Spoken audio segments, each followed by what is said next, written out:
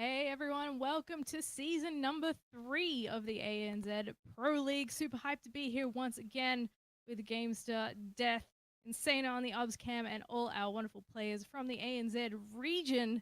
Is going to be a good season once again. Death, how you doing?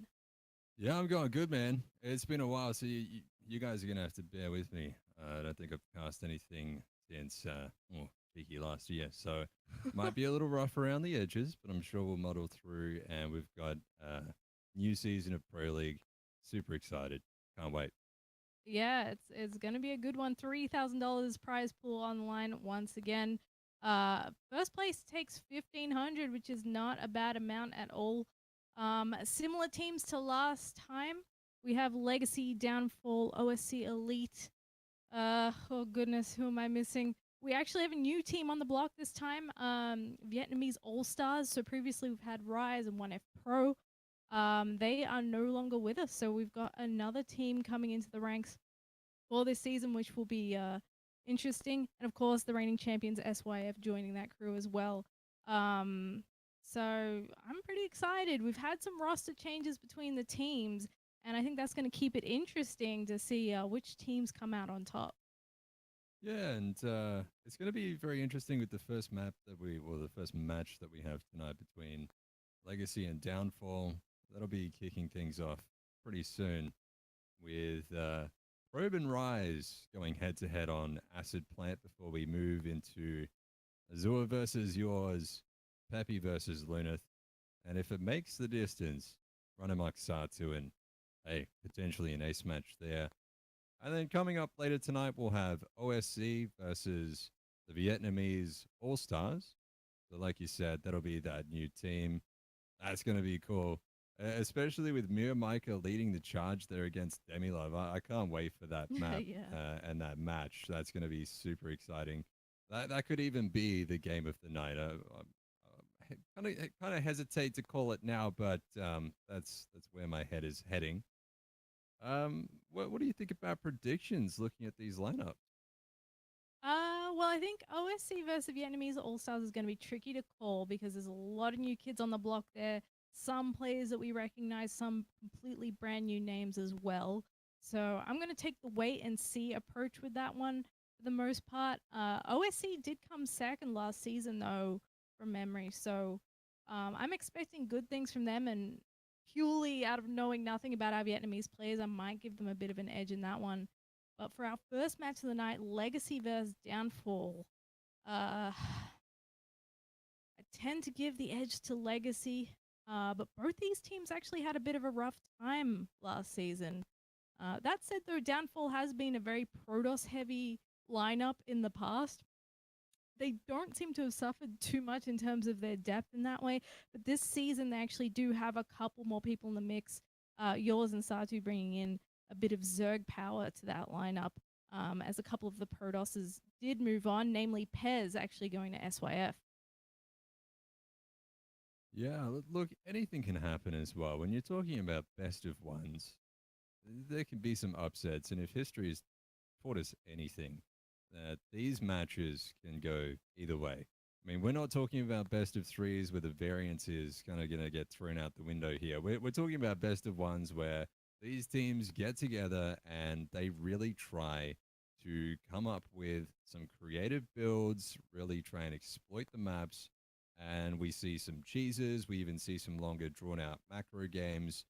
And anything can happen. And look, I've been out of the picture for a little while, so I'm going to hesitate to make any predictions myself. Um, I'm just going to kind of wait and see where the players are at right now. We are also in the off season where the players might not have been practicing as much as they otherwise might have been. We do have as well coming up in a couple of weeks' time potentially a new balance patch, and that's going to Mm, shake things up wildly like halfway through the season. yeah, that's gonna keep things nice and fresh. And this is my favorite league to cast for that very reason. It's a knife fight a lot of the time. You never know what you're gonna get. Big mixed bag, and with a new patch coming in, it's gonna make it all the more exciting. So, first game is loading up, guys. A PvP to kick things off. Another cool thing. few more matches that we don't typically see in like our WCS regions as much. Glad to see Rise back to Protoss. Actually, I know he had a bit of a stint with Zerg for a while. Yeah, he was not doing too badly as well. I was having a cheeky perv at his profile on the old battle nets, and his Zerg was not too shabby, but I don't think it was quite at the level of his Protoss. You'd have to say that Probe is your favorite, but let's go ahead and do some player introductions. Starting off down here from right-hand corner of Acid Plan in the green. Playing for Team Legacy, this is Probe. And over in the top left in the purple or downfall, this is Rise. What a sexy logo. Just by the way. Oh, look at this. Starting things off with a proxy. Rise is going to get cheeky, and this is what I was saying about the power of best of ones. These players and these teams, they get together, and I suppose they've done that. They've had a look at what Probe's play is like, and they've said, this is your best shot. And that is 3 gateways going right now, Zeph. Yeah, how fitting for the proxy meta right now to open our first match of the season with a 3-gate proxy pylon coming down the low ground already, and he's gonna take a peek around here, but it's not long before Probe's gonna be turning the gears internally and going, all right, how do I best respond to this nonsense that he's throwing at me? You know how smart this is? He's making it look like a cannon rush. He even brought a second probe up. He made the pylon in the cannon rush position. Probe has had to sacrifice a mining economy. That's, what is that, 6 probes not mining right now? Meanwhile, Rise is just going to pump out the Zealots. He's adding on a gas back at home, so I think he even has a transition in mind. This could work. Yeah. I mean, if you look at Probe's vision, he still hasn't seen those gateways, mind you, so he is just plain cool at the moment. Stargate coming down, but he's going to have a nasty surprise in just a moment. No units on the field for Probe. Oh, can he get a wall off? No probe. Oh no, he needed to get a pylon or something there, and no units were in production. Probe was going full risky there, and I think that pylon's going to go down, Zeph. This is a lot of trouble. Probe, he's not going to be able to get any units out. He's frantically trying to get extra pylons up, and so many probes are going down. Rise, he risked it for the biscuit, and this is paying off extremely well. Yeah, this is looking really good. A smart build from Rise here to kick things off. Probe, a very solid starter for Legacy, but man, things are going pear-shaped pretty quickly here. The second pylon being targeted down very fast. Not going to last long against 3 Zealots. The Probe's not quite enough. Now, Probe does get 1 Stalker out, but he's going to have to micro that pretty hard. There's 4 Zealots on the field right now with more on the way. Microing a Stalker against all of these Zealots while your Probes are there. Probe, he's done. Taps out GG, and Rise in 3 minutes and 15 seconds takes the win against Probe. Yeah, that may be the quickest game we've had in Pro League so far over the last couple of seasons up until now. So very well done to Rise, taking out Probe very quickly in the first match there, and that's going to lead us to our second map. Is going to be Blue Shift with Azure versus Yours in just a moment. God, if that's game 1, like, what's going to happen next? Oh, it could be a very short notice StarCraft. Thankfully, though, we do have the 2 matches. So remember, after Legacy Downfall, we do have OSC Elite versus the Vietnamese All-Stars. So Azure and Yours coming up next on Blue Shift, like you said, Zeph. What are your thoughts about this one? I don't know. You know, Azure is very up and down when we watch like his WCS performances. I think he's still a really, really solid player. But I'm actually, if I was up against Yours right now, I'd be a little scared. That guy is pretty good. He's gotten deep in WCS not that long ago, but he has sort of disappeared for a little bit. I haven't really seen anything out of him.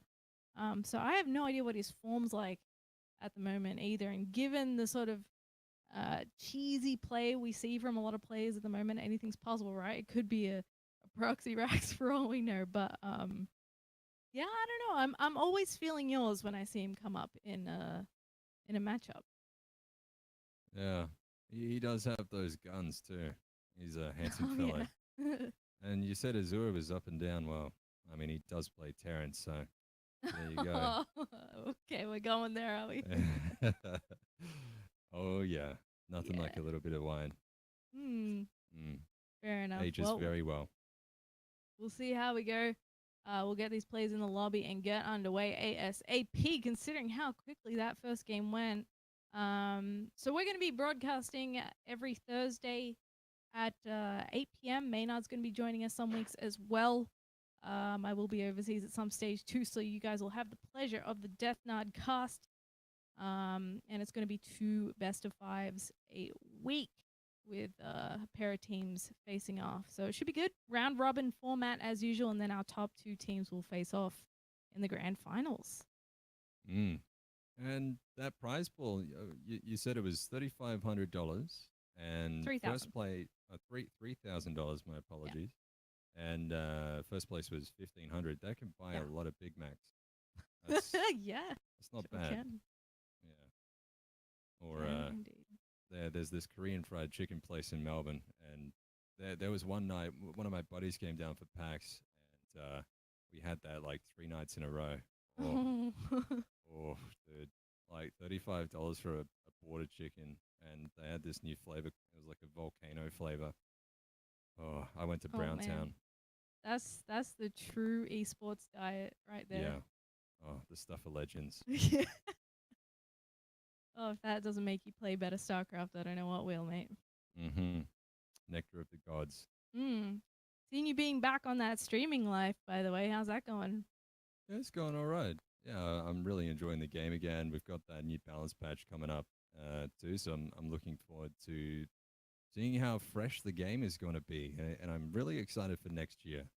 I think that that's going to be really, really cool. The StarCraft that I saw this year, just looking at 2018 in retrospect, has been absolutely phenomenal. And hey, what about Serral in BlizzCon, huh? Big news. Yeah. What a Made moment worldwide that was. headlines. Yeah. Insanity. That was definitely a fantastic watch, man. I can't wait to see what 2019 looks like. I don't know. That guy looks so dominant. It's hard to imagine a world where he doesn't do well anymore. He's too good. Yeah. He's like the non-match fixing version of life. Yeah. Funny you should say that. Is exactly what I was thinking. Great minds think alike. All right, let's go and introduce some players here. Spawning in the top right-hand corner of Blue Shift, representing Team Legacy Esports. This is Azure. And in the bottom left, in the red, he is the Zerg player. Yours. Hoping to get a second point on the board for Downfall here as they lead 1-0. Rise's quick win over Probe there. These teams are actually 1-1 overall in the Pro League since Season 1. Ah, so this is a bit of a tiebreaker. Mm-hmm. So, all right, looking at this guy, the Red Zerg, is he yours or is he mine?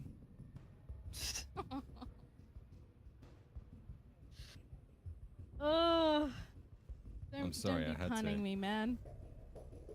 I don't know. It just brings out the best in me, these casts. Oh, and we're just getting warmed up.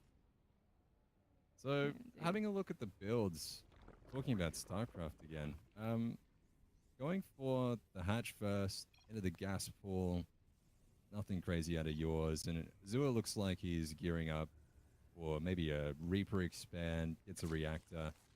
The common build from Terran in this matchup is get 4 to 6 Hellions, secure a third, and add extra racks, and play some bio. I'm not sure if Azure likes to play mech though, because that's got its own niche in the matchup too. Yeah, not it sure has where he indeed. wants to go with it. Yeah. It's always interesting to see when we haven't watched players in a tournament for a little bit.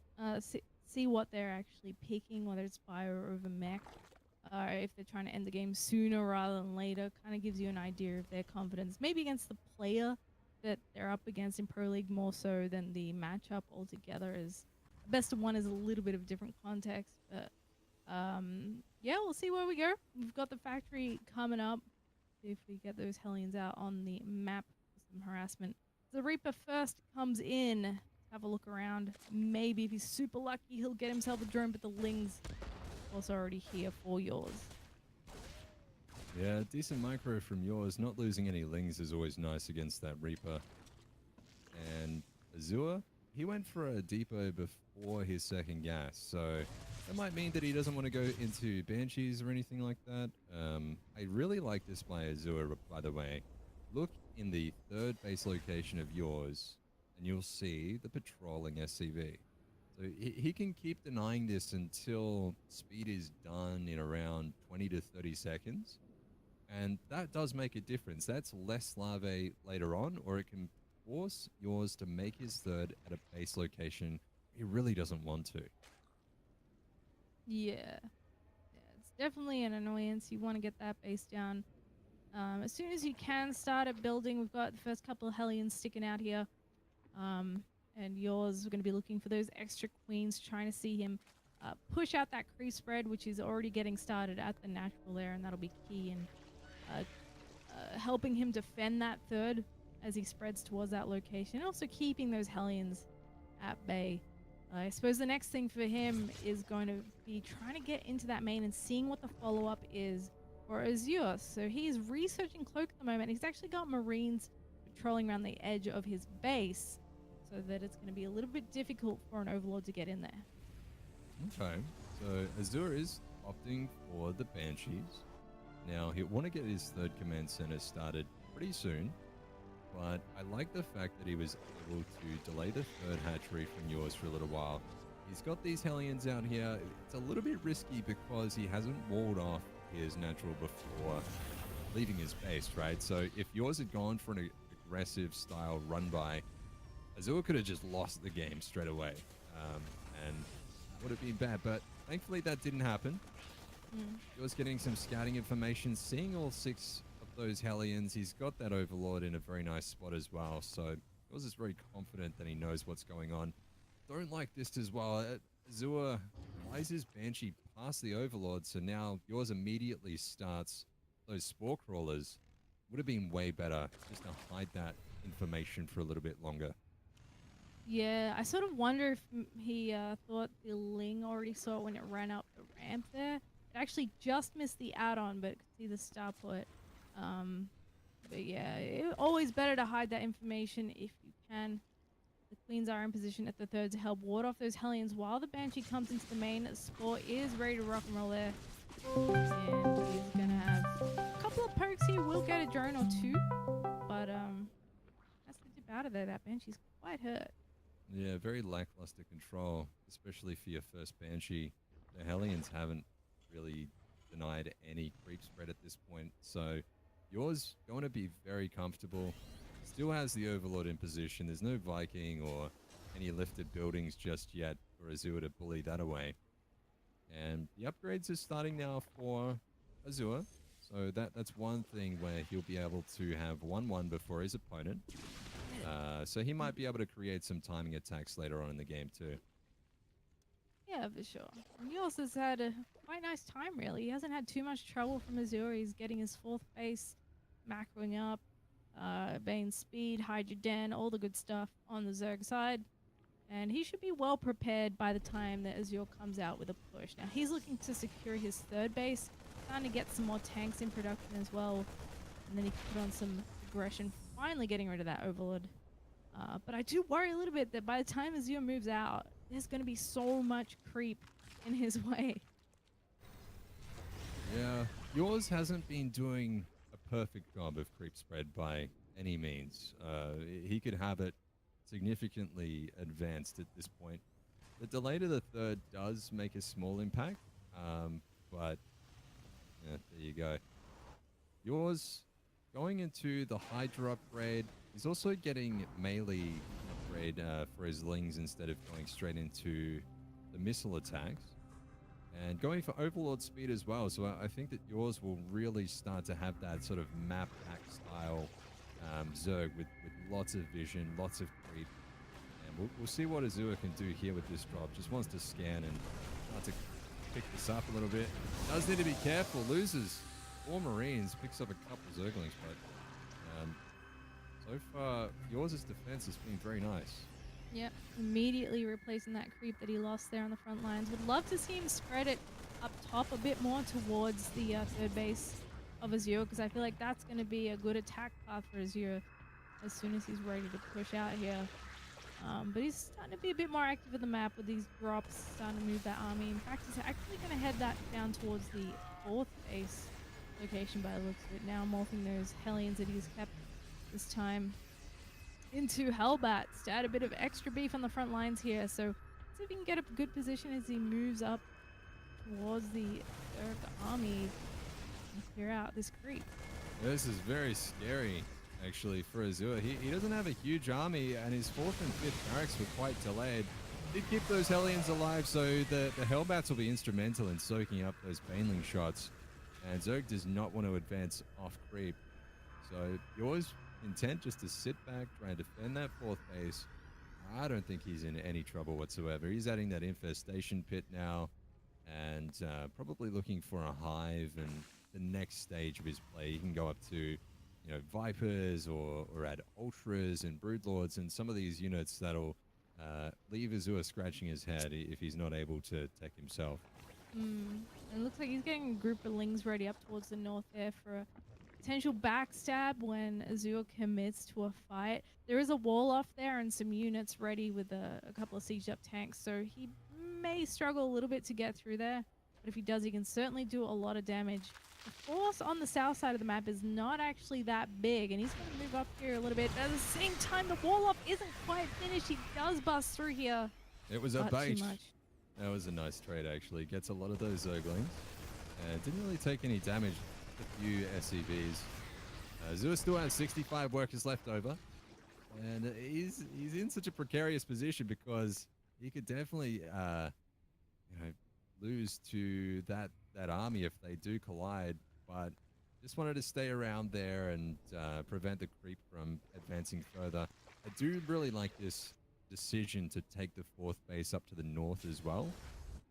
But that means I think that Azure is going to play the latest game TVZ, because he's not expanding towards his opponent. We might even see him try and split map, get Ghosts and Liberators. We actually do see the Ghost Academy coming down now. And his upgrades are a little bit delayed. He got his +2 armor quite slowly. So he needs to... Oh my god! No! He was not looking! Oh, Azure. My dude, what happened there? He's going to do another drop here on the south. He should be able to force the cancel on this Hatcrete. In fact, it's the kill, so... oh, no, excuse me. It was cancelled the last move, but he's going to lose these medevacs to the Hydras. Oh, no. Oh, my God. There we go. The second one goes down, and poor Azure taking a couple of big blows there. Yeah, that was pretty rough. And now let's look at the army compositions. I mean, we're looking at Vipers and Ultras being added against an army that consists primarily of Marines and tanks. We don't even have really any Marauders on the field. So Azure is now adding the Fusion Core, adding an extra starport. I would expect to see Ghost Liberator, but look at Azure's economy. He's only just landed his 4th at 11 minutes. He doesn't have the gas mining there. You have to favor yours in this position. This is his game to lose. Yeah, he definitely has control of the map. There hasn't been that much harassment. Azure has been posturing out on the map a little bit, but I don't think yours has really felt any pressure from that. Quite comfortable where he is. He's just macroing up nicely. Adrenal and everything on the way. All those juicy orange upgrades there in the production tab for him. And Azure's starting to try and push back some of the creep in the north position here. He's got the planetary up at his 4th, making another command center outside his natural for his 5th, and starting to add in some liberators. So he is definitely looking more towards that endgame composition, and hopefully he can make something happen there. But for the moment, I do feel like he's kind of pretty passive, kind of stuck back, only really moving out to clear a bit of the creep on the front doorstep here. He hasn't really been able to damage the Zerg all game. I love this move, though. Although he does need to be careful. Probably wants to pick up and move away before the Hydras get there. There we go. Good boy. Oh, my God. I'm not quite sure how much died there, but it looked like a lot, Zeph. Yeah, looks like a little bit. I mean, they're pretty even. Oh, my God. Oh, no. That was rough. That's 10 supply. He's never getting back. And the minigun. Oh, the abduct. Look at how cheeky that is. Escape. That's like the cheekiest Marcus run at 3 in the morning I've ever seen. But it's your mates calling you out. And well, it's rough. credit where it's due. I mean, he did manage to get 7 drones at the end there with those few Marines he had left over. So at least he got something done. Still doesn't really make up for losing a couple of medevacs worth of units again. He hasn't had much luck in that regard in this game so far, but little bits and pieces here. You gotta make it work where you can. Losing 2 Banshees on front lines here as he moves out to try and clear that creep. Another drop looks like it might head down towards that 3rd base, but he really hasn't been able to find an angle, has he? No, just everything seems to be swatted away by this army of Hydra, Bane, and even the Vipers. The Ultras coming in. Oh my Kicks god! up Wow, maybe a ling or 2 there. This is looking very rough. One thing that Azure has done quite nicely is prevented the creep from advancing to his mining bases. But you need to do more than that to win a game of StarCraft. Yeah, just kind of like coming out to mow the lawn every couple of weeks. He hasn't really been able to get much else done. A nice blinding cloud on the siege tanks on the left there, and yours is actually making a big push through here. Bane's connecting so well, and he's continuing to steamroll through into this 3rd base. Most of the Bane's dead, if not all of them. Let's see if we can actually get some damage done. More Banelings rolling in at the back here as the Liberators siege up, and this is not looking good for Azure. No, the composition was just too good for yours at that point. The Liberators were unsieged. The blinding clouds were very nice as well. The tanks were clumped up. So just going from bad to worse, really, for our Terran player here. The mining base going down is not horrible, considering he's got that base on the right-hand side, but I'm not sure he can even hold on at this point. This is too much Zerg on the dance floor. Yeah. I mean, he's mowing down as many lings as he can, but they're expendable. The juicy units at the back are still dealing all the damage. They're in his production. He's into the natural. And while he has a 4th and 5th base, they're not doing him any favors. His 40 workers die. Everything's in tatters, really. He might be able to push this back for the moment, but the next wave will kill him. Yeah, and I mean, if yours does manage to close this one out, what a start. The team down for, right? I mean, going 2-0 up against Legacy, potentially, they'll be feeling very, very good as we see the Hydra Ultra army now advancing forward. Azure is just desperately trying to hold on, but it's too much. Taps out. GG is cold, and yours does clinch it for his team. He does indeed. Looking real good there. Yeah. I mean, he was looking good, and his play was pretty nice as well. So he's got a few things going for him. Yeah, very impressive from yours. Very clean game. Zoo not able to find any damage, and that will bring Downfall to a score of 2-0 up. And if they win the next one, that is a clean sweep over Legacy. And that next map will be Cerulean Fall. And it's going to be Peppy versus Luneth, excuse me, for that 3rd match. Not the easiest names to say quickly. Peppy and Luneth. Yeah, man. You gotta really think I'm about shaking that off one. the rust as well. Yeah. Cerulean Fall is going to be an interesting map for this as well. PVZ. I'm not sure what form Luneth is in. But I always rate Peppy as a player. He's never managed to really get to the round of 8s or anything like that in a WCS Australia, but he's always been so close, and he's got a lot of potential. Very talented player. So hopefully he can do it for Team Legacy, get into that 4th game, and then if that happens, it's run amok Satu. We could see an ace match. We could indeed. Um, yeah, anything's possible. I think Peppy is favored here, but Luneth has actually pleasantly surprised me. I remember in season one he had some really fun games. He does play a very cheeky style, you know, lots of DTs, maybe a hidden base here and there. Weird maps he definitely took advantage of as well, and he gave a lot of people a run for their money.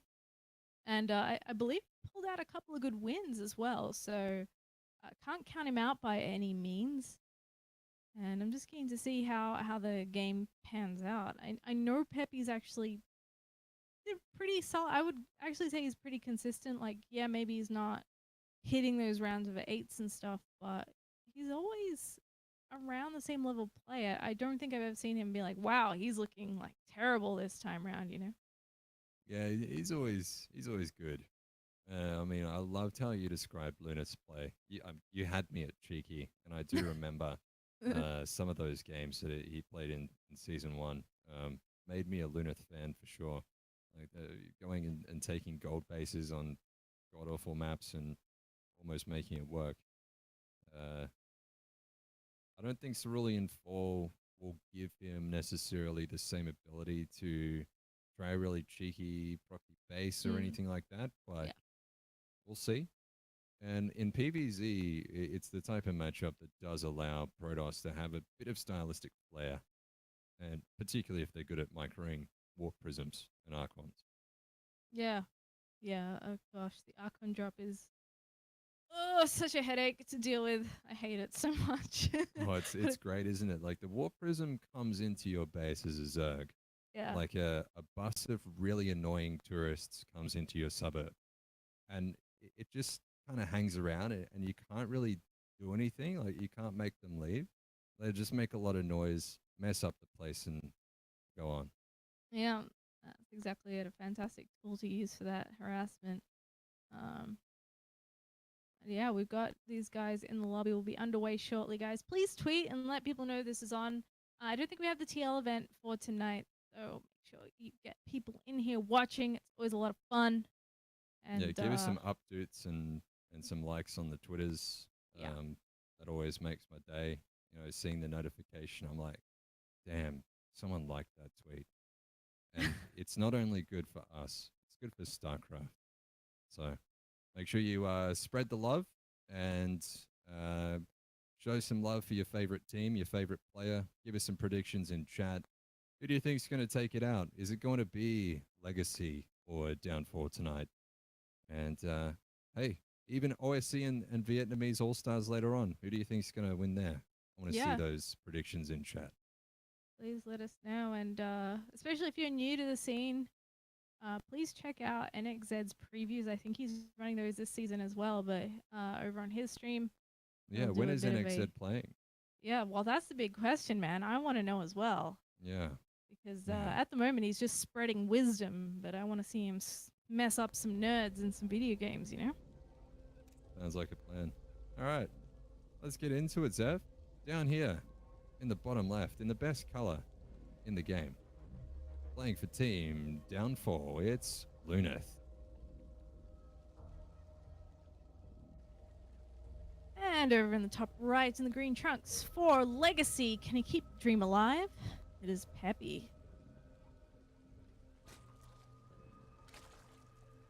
Put a bit of pep in his step. Now, can't wait to see what Pepe decides to do against a player like Luneth. I mean, if I was playing against this guy, I'd go Overlord speed just because I'm so terrified that I'm going to get cheesed out. But does open up with the hatch first, and Luneth is opening up with that forward gateway, starting to wall off. Does indicate that he might actually want to expand normally. We Yeah. might have a longer game. It's not going to be a 3-minute slugfest like Pro V Rise. That's nice. Always good. The one thing I'd be scared of if I were Peppy right now, I'd be like, oh my god, is he gonna cannon rush me? That's just like at the forefront of my mind anytime I play a Protoss now because the whole setup behind the mineral line where you can't quite hit enough of the structures to stop it happening, and the shield batteries come in, there's a robo, and it's just a whole terrible nightmare. It's a fantastic strategy for Protoss, don't get me wrong, but Uh, I can hear in your voice yeah. that you've lost Oh, I just have. one or two. And One or like two games. when you watch a professional do it, i.e., Haas, you just kind of want to cry, and you know that Protoss is everywhere taking inspiration. So I love Haas. He's yeah, such a meme lord. I think he is actually the cheekiest player in StarCraft 2. yeah, can't help but love him. But man, he comes up with some painful builds, and I think those are the kinds of builds that you definitely see a little bit more in best of ones.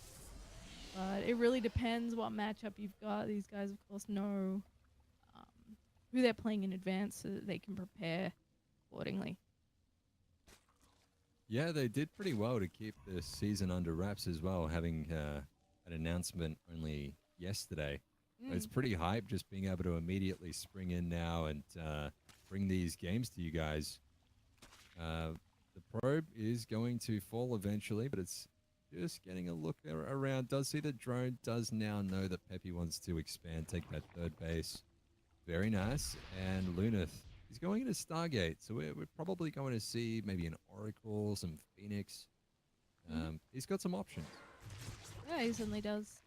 And coming in with that adept for a bit of a scout, he can actually complete that shade and try and pop a couple of drones. They do so much damage. It doesn't take long to rack up some kills there, but he's being pursued by the Queen and the Lings. I'm trying to head on out of here. Those are After some getting a bit of idle look. drones in the natural, by the way. Oh, are they? Oh, Oh, yeah, there are too. that's pretty big. That makes a big difference early game to your economy and your income. It can be the difference between being able to afford an extra overlord after this one dies to the Phoenix or not. Oh. Okay, and now an Oracle starts production just after the Overlord leaves vision range, so he didn't quite see that. Peppy, will he have some spores, or is he going to be content to defend with queens? We'll have to find out. Yeah, it looks like it is going to be the spore option, at least in the main. We'll see if he adds on any more. You might want to play stingy and be like, nah, I'm cool with queens. I can just pull away when those oracles come in. And that's fine. And there we go. He's adding an extra one just there. Heading up in towards that lair tech, and we'll see what he chooses to go with on the ground. A lot of people still play a bit of Ling Hydra. Some people prefer to go big massive roach ravager. And just as I say that, he does drop the roach burn. Yeah, I like it. And just because he starts with roaches doesn't mean he can't go into hydras later. It's always viable. Lunith now moving out to take that third. Peppy does get the scout on that one as well. Oh, this is nice. This is exactly what we should expect from a player like Lunith. The triple Stargate play. We're going to see a lot of Phoenix. Man, this can be really, really hard to deal with if you don't get in there and find out about it soon enough. And the trading becomes so good for Protoss. They can just pick off endless stuff and not really lose anything, provided that they don't make any big mistakes with their army. So be interested to see how this pans out for our Zerg player, who could be in a spot of bother if he doesn't really catch on to what's going on here. That said, if he pokes into that Protoss territory with like a Ling or something, and he's going to see not much on the ground, he's going to be going, okay, well, where's your gas going? Because you've taken a third base, you're making something. I just need to know what that something is. Yeah, what it is. Even going for some upgrades on the era, I feel like that choice. And it's interesting you say, like, if the Zerg doesn't scout it, what a spot of bother they can get into, even if they do, it can still work. And Stats versus Serral in BlizzCon was an example of that. We see a queen dying here. But Stats was able to get so much damage with his Phoenix with good control. Serral had like 3 spores in each base and like 10 or 12 queens or something, and Stats was still able to do so much damage and pick up so many drones. I wonder how good Lunith's micro is here. We're going to have to find out as he's just flying around. Not like a bad smell, just lingering, not going away. It's like someone farted in the office, and it's just absolute territory of regret. Yeah, I mean, you raise a good point. It kind of doesn't matter how much static defense you put in or your queens or whatever, because they can always tank, and with good control, you just pull back the ones that are starting to uh, take actual health damage, not just shields, and you can keep wreaking havoc for ages. And as a Zerg, it kind of feels like, well, what am I supposed to actually make? It's not immediately going to get picked up and taken out, because even as things spawn from your hatcheries, they run the risk of getting picked off. And this time around is not actually going to be a huge commitment into those Phoenixes right away. He's only sitting on 4. He's going to head straight into those carriers, and the Overseer does scout that in advance. I suppose the good news here was that scout timing for Peppy was perfect. He cancelled the Hydras straight away because he's like, that ain't going to work against carriers. So he's starting the Spire. He's got a lot of gas as well. He's got 1,000 gas banked up. He might even want to consider a second Spire and get a lot of upgrades. Actually, he does have. There's a second Hydra deck. Okay. I'm not sure if that was a mistake or not, but I'll give him the benefit of the doubt. We'll see. What is Peppy going to make? He's got this kind of fine line to walk too, where the carriers won't really build up to a point where they're too much of a threat for just a little while, maybe a couple of minutes. But then when they do hit that critical mass, that's when you need to have the army. So if you start making all of your units prematurely, then you won't have the drones that you need. And if you start making spores, then your economy's kind of ruined. And then Protoss can just out-expand you and out-macro you. It is a very fine balancing act that the Zerg player needs to make. Yeah. And even if you've got all the tools that you need, it's incredibly hard composition to actually fight against, especially once they start to round it out. Maybe there's a few Archons in there, there's Storms, that kind of thing. To actually get in there and take a good trade is extremely difficult, and you need to be on point with your ducks. Maybe you drop a parasitic bomb or something, you know. It's kind of like a piece by piece solution to an army like that. Now these Phoenixes are kind of getting poked down for free by Queen, so he finally flies those away. That was a lot of Corruptors too. I think I saw 21 Corruptors in production at once. Yeah, that's at least a couple. Yeah, just one or two. The creep spread is really starting to get going as well. Pepe's quite a mechanically gifted player, so I would expect if that creep spread is allowed to go uncontested for another minute or two, it's going to actually start knocking on the doors of Luna's third base. And Pepe actually, he's got some balls on him. This guy, he's inching forward now with the Corruptors. Does poke forward with the Roaches and the Lings, looking to see what he can get done at that fourth base. Doesn't find anything, but here we go. One of the carriers is going to fall straight away. The shield batteries are doing some work, but that is a perfect number of Corruptors as they come in and just kill everything. This is not even close. Lunith, what's happened? GG. That's in what is possibly the most anticlimactic ending to a Pro League game in history. Pepe does get the right result, though. Does keep his team alive, and we're going to game 4. He sure does. A nice strategy there by Lunith, but not quite able to execute on it, unfortunately. Yeah, I mean, that's like the magic number of Corruptors. Once you can one-shot those and just sort of bully away into Protoss territory and take it out, I mean, that's the dream right there as a Zerg player. So Legacy is still in it, like you said, and we're going to head into Runamark vs Satu for the 4th map, which is going to be Dreamcatcher. Would it be nice to see Lunith get some cannons or just have anything that would combat the Corruptors? Just thinking about what he could have done differently.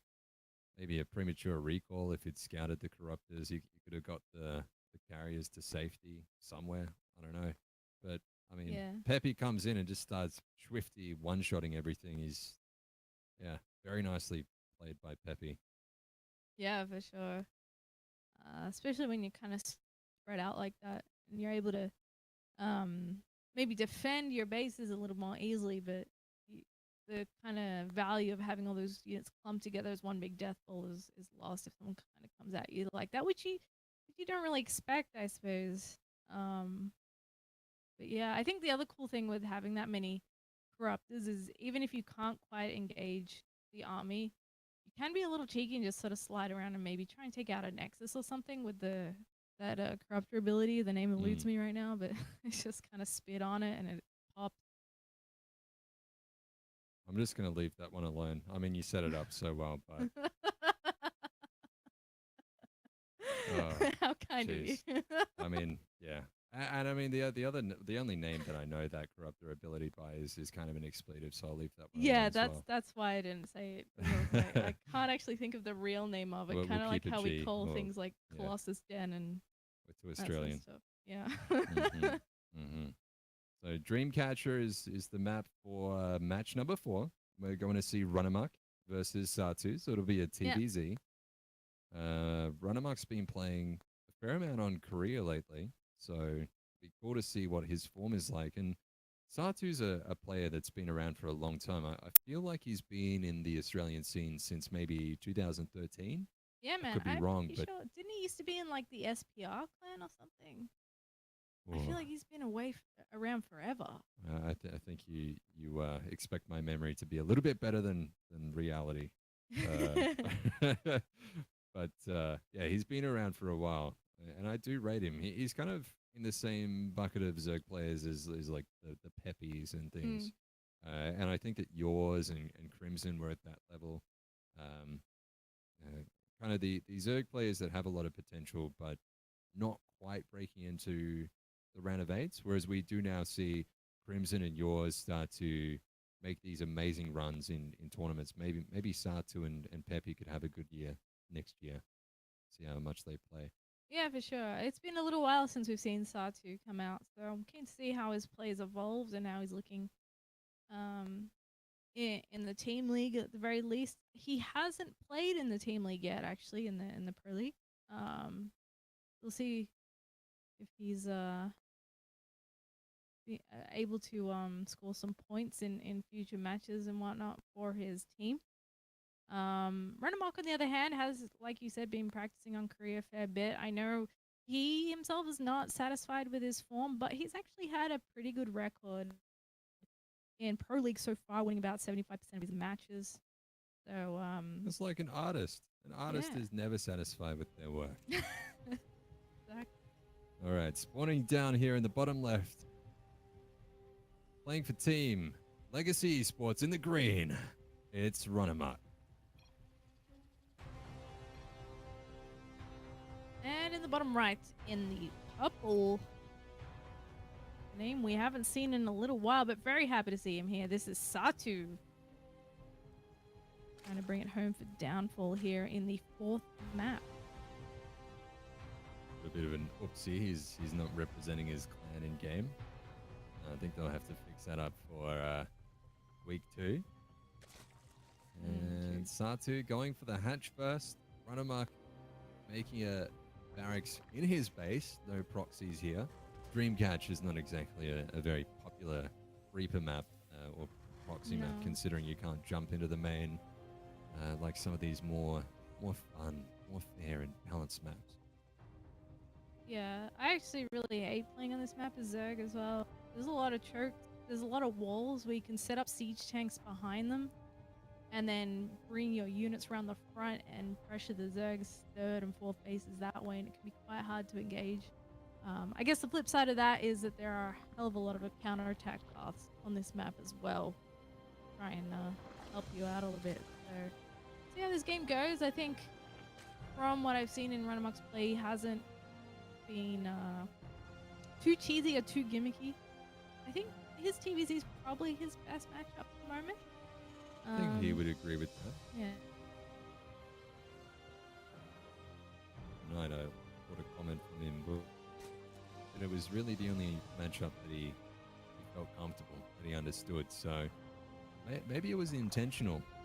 Legacy fielding him in match 4, maybe trying to snipe a Zerg player.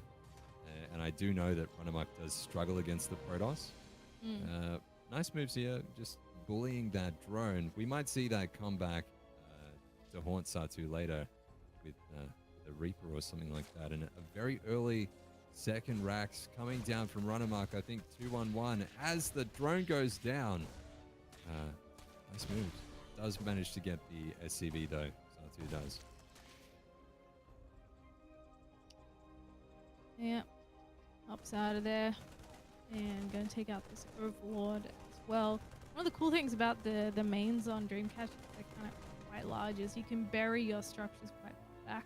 A little bit difficult to scout at times. And Runmock's just adding on another rack and factory at the back there. Yeah, a couple of moves there from Runamuck. Does want to be careful. He does want to scout to see what tech Satu's going for, just in case there's a first lair or roaches, but even this scouting information is very valuable. Seeing the third base going down, that's an opportunity cost for Zerg, so there's a whole bunch of things that Zerg is not going to do because you've scouted the third already. Runamuck with the 2-1-1, he's starting the marine production, getting the stim, adding the starport. So we'll see a couple of medivacs full of marines coming out. Then depends really how much damage he does. And there's a couple variations of this Terran build too. There's one where I think Maru popularized it, where he goes for a fast third racks and even goes for tanks and does a follow-up push. I'm not sure what variation Runamuck likes to go for. Amazing scout, by the way, from Satu. Gets in, sees everything. He's got the information. Now, how can he defend? Yeah, very valuable information there, so we can make sure he has units in time. Maybe around 4.5 minutes, you want to have some lings starting to produce so that you're ready for that. And he has extra queens on the field, starting to push that creep out as well, and they'll be key in the defense, especially once those medevacs are there healing those units. And to your point, I think Runamuck does tend to go for a tank follow-up. We'll see what he aims for here. There's a few links head across. The Reaper's trying to hold the middle spot there, but looks like those medevacs have popped out and ready for the first bit of pressure towards the third base, I assume. Yeah, he is going for it. There is tanks in production, a third racks as well, not going for a third CC just yet. So this sort of build from Terran needs to do damage.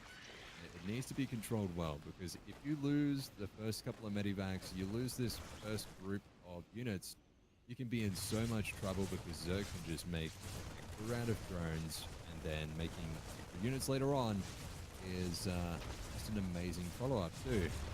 Double upgrades coming down from Satu, and Satu says, thank you, you've made my day, you've made it easier for me to defend, at least one location.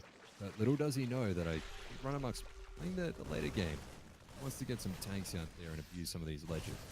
Yep, I think you're absolutely right. He's going to head in here stimming, trying to get some damage done, microing back against these lings, and a nice surround there. Woo! A nice little Reaper bomb there. Dude, he does pick up and get on out of there. Those queens starting to close the distance. He does need to be a bit careful. Satu taking a fourth base at the same time as Runamuck continues to power up. Marines 5 at a time. He's actually adding in a Liberator as well, so he can swing that around to the main and start shooting at some drones while he continues pressuring at a different front. Yeah, combat shields halfway done. It's nice to see a Terran player not forget these. How many games have we seen in these tournaments where they forget them? And a couple overlords even. I do like that snipe because it's less likely that the Zerg player will have extra supply freed up. So if you can snipe a couple of overlords, then you can stop the production while you're doing this push. I mean, it didn't really work out that way here, but it was a nice decision to focus that down quicker. And now we see the rest of the cavalry arriving. A bunch of Marines marching out to meet those extra tanks in the middle of the map. And Satu's really just focusing on getting more queens, more lings, heading into that lair. His 1-1's almost finished as well, which will match that of the Terrans. And behind this, Runamuck building a third base. So let's see how he goes as he starts to stem in here, targeting down that third base. At the same time, though, a few group of lings peel off. They go onto the tanks, which is still firing at the front lines, but it looks like Runamuck has enough left over to continue the pressure here on the front lines. Indeed he does, Zaf. As the third base goes down, Satu's economy is in a lot of trouble. He does have that fourth base, so he will still be able to maintain three-base economy, but look at all of those overlords falling. Thankfully, he's still got a lot spare. He can still produce for time immemorial. And one of the medivacs goes down. That's a big pick, though. Runamark down at 82 supplies. Satu holding on. This game's not over yet. No, it's not. And he just moved all those drones here over to the fourth base that he'd built. It's well saturated there. He's going to try and retake that third. And Runamark run out of steam there. He has to actually regroup, head home. That third base is finished for himself. So at the very least, in a moment, he should be even bases with the Zerg for at least a little while. But Satu's heading towards that 2-2 upgrade in the Bane speed, which is going to help out a lot. And I think that's going to make it a lot more difficult for Runamark to find ways to do damage. Yeah, Runamark finally going out for that third base. Does have great production though, so he'll be able to saturate that third straight away. Get some mules landed down there. Get his units cranking out. So he's not doing too bad either. His 2-2 is only slightly behind that of the Zerg, so he wants to be careful not to attack the time where he's behind those two upgrades. Snipes the Queen, very nice. That'll make a difference to the creep spread later on. Gets a scan out, clears up a couple of those tumors, and he's just going to zoom on out of there. Now I believe he has another group of units more towards the north as well, so he can keep sort of dancing back and forwards, trying to clear the creep and keep it somewhat under control. There's a lot of paths to clear, to spread creep on, and then to have to clear it afterwards is the turn. And then we go. We see him starting to saturate that third base, getting a bunker there for a bit of defense because it's quite common for Zergs to try and run some lings in there, especially once you've pulled out your army and headed towards the enemy base. Again, bring up some creep here. Runamark's multitasking is quite good this game. Still being able to get that third base out and keeping the aggression going, even if it's just clearing up these creeps tumors, it makes a big difference as the game goes on. 10 minutes in and the Zerg player doesn't even have the creep touching the halfway point. No real viable tumors at the moment towards the north-hand side. Gets in for a bit of a scout. Satu sees all of the production. I don't think there's any surprises there, really. Does pick up one of those mines. Loses a few of his Zerglings. Now, when does Runamark want to move out? I mean, he's got his 2-2 just finishing up here. Satu doesn't have any Hydras, I believe. Just sitting on the Ling Bane. Not a whole lot of Banes either, and Runamark moves in. Bit of a cheeky move. Yeah, still getting bits and pieces of creep here. I guess Satu doesn't have that much map vision outside the edge of his creep there. So now's as good of a time as any. 10 more drones just coming out too as this big army comes across the map. 3-3 started for Runamark behind this as well. And maybe now's the time that there's not really anything more than Ling Bane tech on the ground. He's going to push forward slowly, dropping mines and sieging tanks as he goes. Going to be able to cancel a few of these Banes that are trying to morph on the front lines here. Oh no!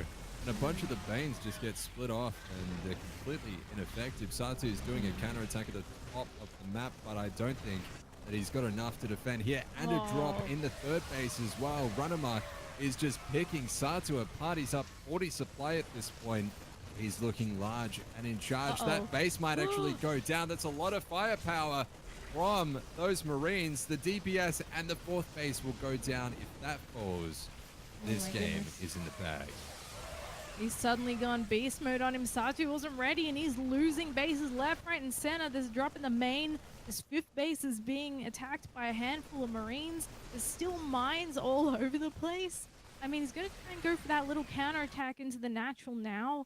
He will get in there, but I'm not sure that even if he cleans up a bunch of SCBs there, that's going to be enough damage to change the tide of the battle here. He's lost so much. Yeah, I really don't even think that any of those mines connected with anything. I mean, he's got this big army, but a good chunk of it hasn't even had to be used or utilized in the fights yet. We do have the greatest fire coming out from Satu, so he's saying, all right, I've got some gas. Maybe I can get some broods. Just hold on for my team. And he takes a questionable trade in the middle.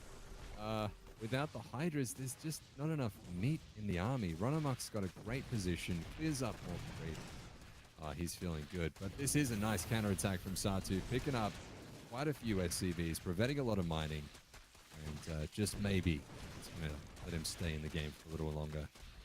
Yeah, it's definitely doing some damage, and this is one way back into it. He really had nothing at home. He's probably got to leave a small contingent of units there just to deal with these sort of run-bys.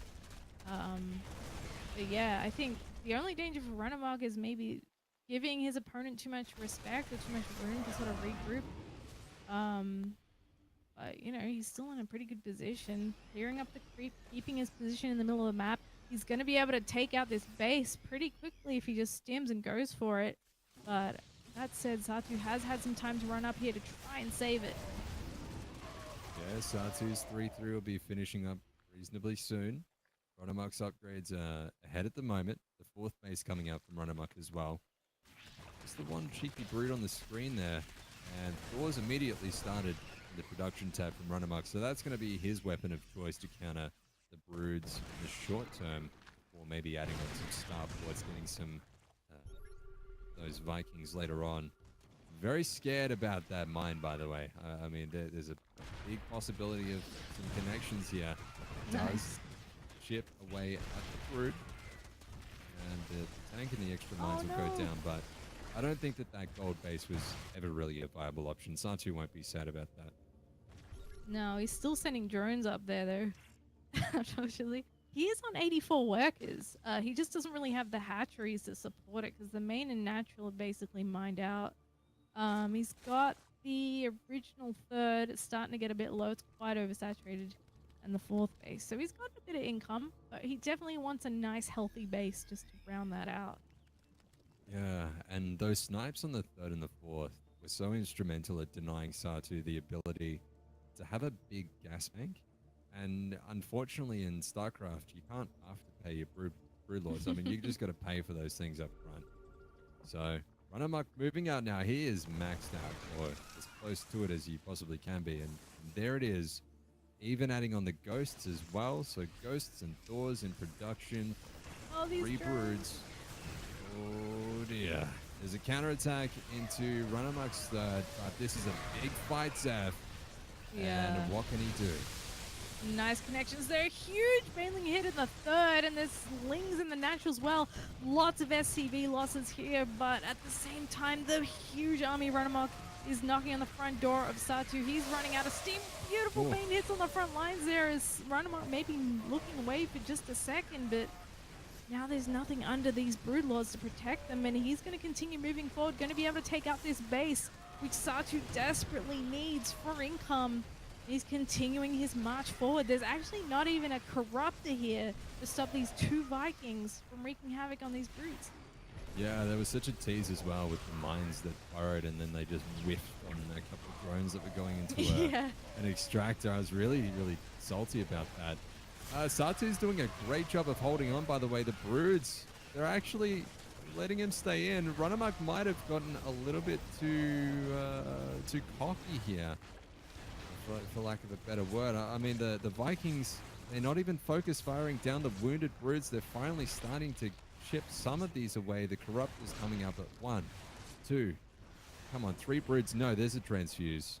That Queen was on Smoko before, but it finally saved one of the broods. And Runamark's third's gone. I mean, he's down to 32 SCV, so his economy not in the best shape that it could be. Does have a third, does have the ability to float out his main. But he's got to really get himself collected, get himself together, because that fight, that push with a maxed out army went from good to, quite frankly, terrible. Yeah, definitely missteps there, and he hasn't really dealt with the backstabs from Satu very well. They've really kept him in the game here and done fantastic work. So he's still alive because he's managed to do so much damage to that economy. And Runamark's trying to keep up the pressure here. He doesn't want to let him sort of regroup too much, or he's going to find himself in a position where Satu's army is actually just too scary. As it stands at the moment, though, Runamark is up in the army supply, denying this gold base once again. So we'll see if he can find his feet and find that sort of game-ending push, which he hoped that last push would have been. Yeah, the long-distance mining with the gold, that was pretty cheeky. Satu does get quite a few minerals from that. Going for the fourth again. He needs to hold on to this base though, Zeph. And the broods are here. He needs to be careful too because the ghost can get some snipes. There's Thors. They're good. The Vikings are good against the broods. And there's not a whole lot of corruptors either. The infestors coming out might be able to buy him some time. Do some fungal growths. The ultras, a couple of those popping out too. So Satu's army can be very cost effective when microed correctly. He needs to hold on to this base though. And here we go. The big EMP coming out on the infestors, I believe I saw there. And the ultras are doing work on the Marines. Does manage to hold on to that base. Lords against the Vikings. We'll see. It does look like Satu is taking a supply lead. He's pushing it back. He's doing it. Can't believe this. He's somehow still alive. Satu's doing a fantastic job at defending here. And what does Renamok have left? He's going to have to deal with this counterattack of Lings. Lots of medevacs left over, and he's kept the Vikings alive too. I actually think he could have maybe killed a few more of those priests. There are no corruptors left, but this does pull Renamok right back into his base to deal with these Lings. And again, he needs a minute to regroup before he can try and actually finish Satu off, who is now pushing out on the map with 5 broods and a handful of Lings. They're actually by themselves. He could have taken advantage of that had he known, but man, like Satu just doesn't die. Yeah. Oh, it's very impressive play, honestly, from Satu to maintain his composure in the face of all of those Terran pushes and still manage to perform this well. I mean, his early game, it was looking pretty sketchy, but his late game control is looking rather nice. I mean, having to control the broods and the infestors and all of this while multitasking is quite impressive. Here's a drop, though, from Runamark, picking up quite a few of these drones. 11 going down. Fungal coming on. After the patch, they won't be able to really do as well and pick up and move away, but in this current iteration of StarCraft, Runamark does manage to save those units. And another base in the bottom left. See if Satu can hold on to that one. Yeah, I like the double expand here, hoping to keep at least one of them. You've got to take some sort of risk to make this work. Runamark's now floating out his natural CC towards the lower left, and there's a Ling there ready to go, so Satu's going to know about that with that bird. Is that a Bane, actually? It is a Bane. A bird Bane spotting it for him there. Runamark trying again with the drop down here, but not able to find any more damage. Yeah, really nice play from Satu once again with that bird Bane. Does force the scan. And the Ultra coming in. If the Ultra burrows, that'd be ultimate take. But just chomping away at some of those Marines, and does get a fungal or two. And going down on some of these key Vikings. Vikings actually are able to fight against the Broodlords uncontested, doing some sick damage, forcing out some of those infested Terrans, and they do a sick amount of damage, Zeph. And a couple of snipes coming out from those ghosts. Runamark looks like he's holding on. This is such a scrappy, intense game. We're at 21.5 minutes in, and this could still go either way. More broodlords falling, those infested Terrans coming out there. Liberator is actually being a great help here, and that natural base is trying to become a brand new base. Is having a hard time actually landing there. That ghost barely missing out on the snipe on that last infestor there, and I love that Satu has added so many infestors in here. They're all low on energy now. That just goes to show how much he's been able to use. This base is going to fall up here. It's pretty much mined out anyway. More trying to protect this lower left and the one next to it, which are the main mining bases for Satu at this point. Almost all game long, Runamark was up in the army supply, but right now they're neck and neck. And the army composition from Runamark is quite good, but Mass Lings can perform quite well against that, and he even gets in. I'm not sure how I like this decision though, because Runamark now could go for a push, or he could come back and clean up some of these Lings. We'll see how he plays it, but Satu using the opportunity now to go and fight against this. Is this kind of like a fourth or a fifth? I'm not sure, considering how many command centers have died. This is turning out to be quite an effective counterattack on the production. The drops have come in from Runamuk, cleaning up these units. Oh, Dude, the trader oh, mine. Shout out to Upper Tree everything's on Zelda. Look fire at in that. here. He needs a bunch of SCVs to help repair. There's still a few units nibbling away at his natural as well. And I feel like Renamok's actually losing this game. I mean, he's supply blocked. All his stuff is just burning down and he's not really doing anything about it. He just finished a new CC, but I feel like he's kind of not sure what to do. He's sort of stuck defending this and trying to stop things from going wrong in his main at the same time. Satu's done such a fantastic job of keeping Renamok off his back, and now he's the one that's been the aggressor. He's the one that's threatening on the map with his armies. So I don't know. He's starting to get a fair bit of money. He's mostly just gas starved at this point. Renamok has a fair bank, but it's mostly because he's a supply block, isn't actually able to capitalize on what his mining is doing. Yeah, and these infestors are super scary as well, Zeph. I mean, the fungals and the infested terrans that can come out.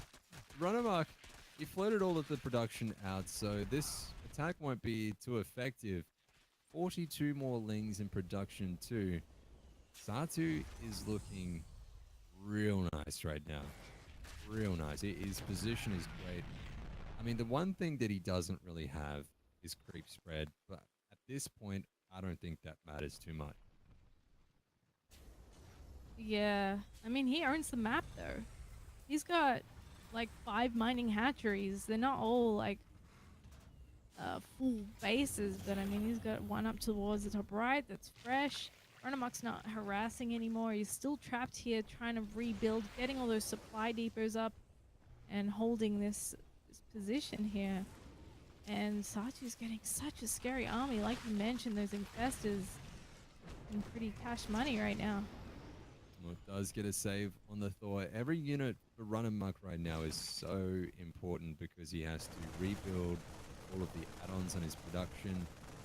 Even sacrificing these Marines to go and kill that base. The Marines are more important right now than the ability to shut down some errant base on the other side of the map. So Runamuck's army supply goes down a little bit further. I do like that decision to try and sneak in, get this drop happening, maybe snipe another base, and really try and limit the gas income of the Zerg. Satu has over 1,000 minerals though, so he can just make a bunch more lanes, and they'll still be cost effective.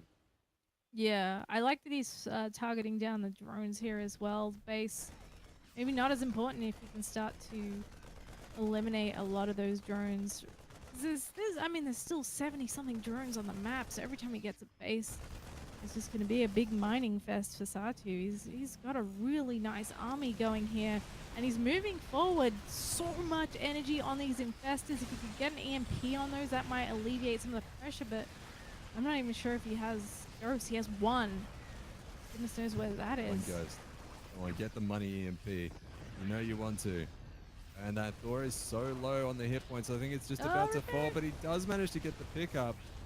Another fungal, the damage tick, and there's no repair inside. Runamark, 100 supply, 58 army supply against over 100 with the late game Zerg units. Oh, these infested Terrans, and it looks like Satu's going to pull the trigger and try and go in here. The Banelings trying to look for some connections. The Ultra coming in, the infested Terrans are popping. GG is cold, and Satu does it for his team. Downfall, defeating Legacy 3-1. What a fantastic game there from Satu. This guy needs to be on a team for real. Like I think he's just maybe joined Legacy for this league. I don't know. Like I'm so impressed by that. How he didn't die is absolutely beyond me. What a fantastic game that was. I saw a comment in chat, and the adjective was tenacious. And Yeah, I think that describes what we saw there perfectly. I honestly think that Runamuck thought he had that game in the bag when he pushed in. He had his Marines there. All he had to do was quite literally like right click, move his units up to the Broodlords and focus fire them. There was nothing defending them at that point. And if he did that, I think he just won. But hey, StarCraft is a game where you can make a mistake and just regret it for the rest of your life. And Yeah. I think that Ronamark Yeah. will regret that decision for a long time to come. Yeah. Satu, though, to his credit, played that out from like the 15-minute mark onwards. He played that really nicely. I'm a fan. Yeah, beautifully done. Downfall's probably pretty happy they've got him at the moment. And yeah, 3-1 for them. Fantastic result for Downfall overall, and a nice way to start the season here as well, putting a win on the board. And that means that is it for that match, guys. Our first series between Legacy and Downfall has concluded, which means we'll be rolling over into the second series of the night, which will be OSC Elite versus the new team that we have joining us this season, Vietnamese All Stars. Some new players there, and that's going to be an exciting one. Yeah, I can't wait. So we're going to take a quick 5-minute break while we organize that second match. Not going to be anything like a 20-minute break, guys. This is 5 minutes. So go and refresh, get a cold one from the fridge or whatever's your poison. Go to the bathroom and be back in 5 minutes. Stay tuned.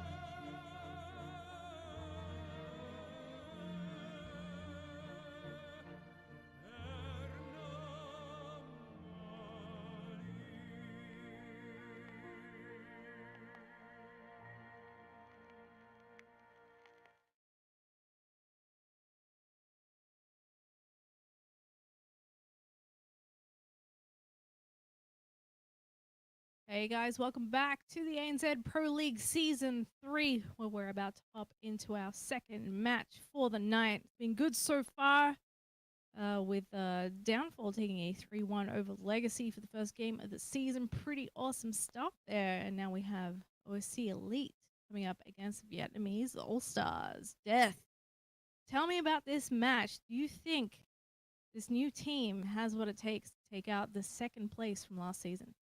Well, I sure hope so.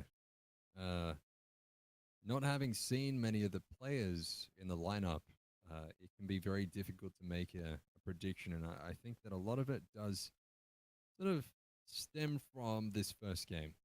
Yeah. If Mio Micah can take out Demi in the first game, and I think that he has a very reasonable chance of doing so from, uh, you know, backroom reports, Demi has been a little bit naughty and he's been playing a game which is 5v5 with creeps down various waves on a map. Don't say that. So Mio Micah, I think that he's probably been practicing his heart out. This guy lives and breathes StarCraft. So I'm hoping that he's in tip-top shape.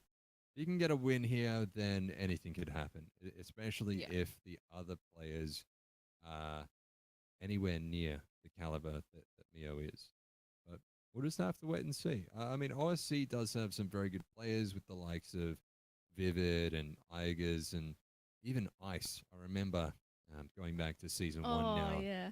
that one game where he was against, I think it was Mighty Kiwi, was the best game I'd ever seen him play. And that was a year ago, so don't count Ice out by any stretch of the imagination.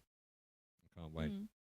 He's played some fantastic games, and he's often playing really hard too to keep improving and stuff. So can never count him out. And if he nails a build, man, you're in trouble. So keep an eye on that.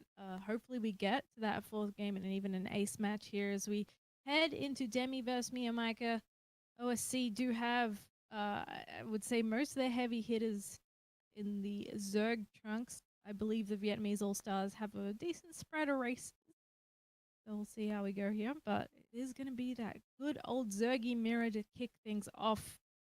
And it is always a pleasure to watch a ZVZ with a player as crazy as Mio Micah in it. So without further ado, we're in the game. Let's hop on that Insano cam and introduce these players in the bottom right. He is Mio Micah, representing Vietnamese All Stars. And in the top left, in the red trunks, playing for Team OSC Elite, this is Demi. I've got a theory, Zap. I feel like Mio Micah has some sort of quantum computer where he loads into it all of the available builds in his repertoire. And then there's some quantum hocus pocus where the laws of the universe just pick a build for him to do. And then he just does it. He doesn't ask questions. He's a simple man. And seriously, a good percentage of the time, it works out.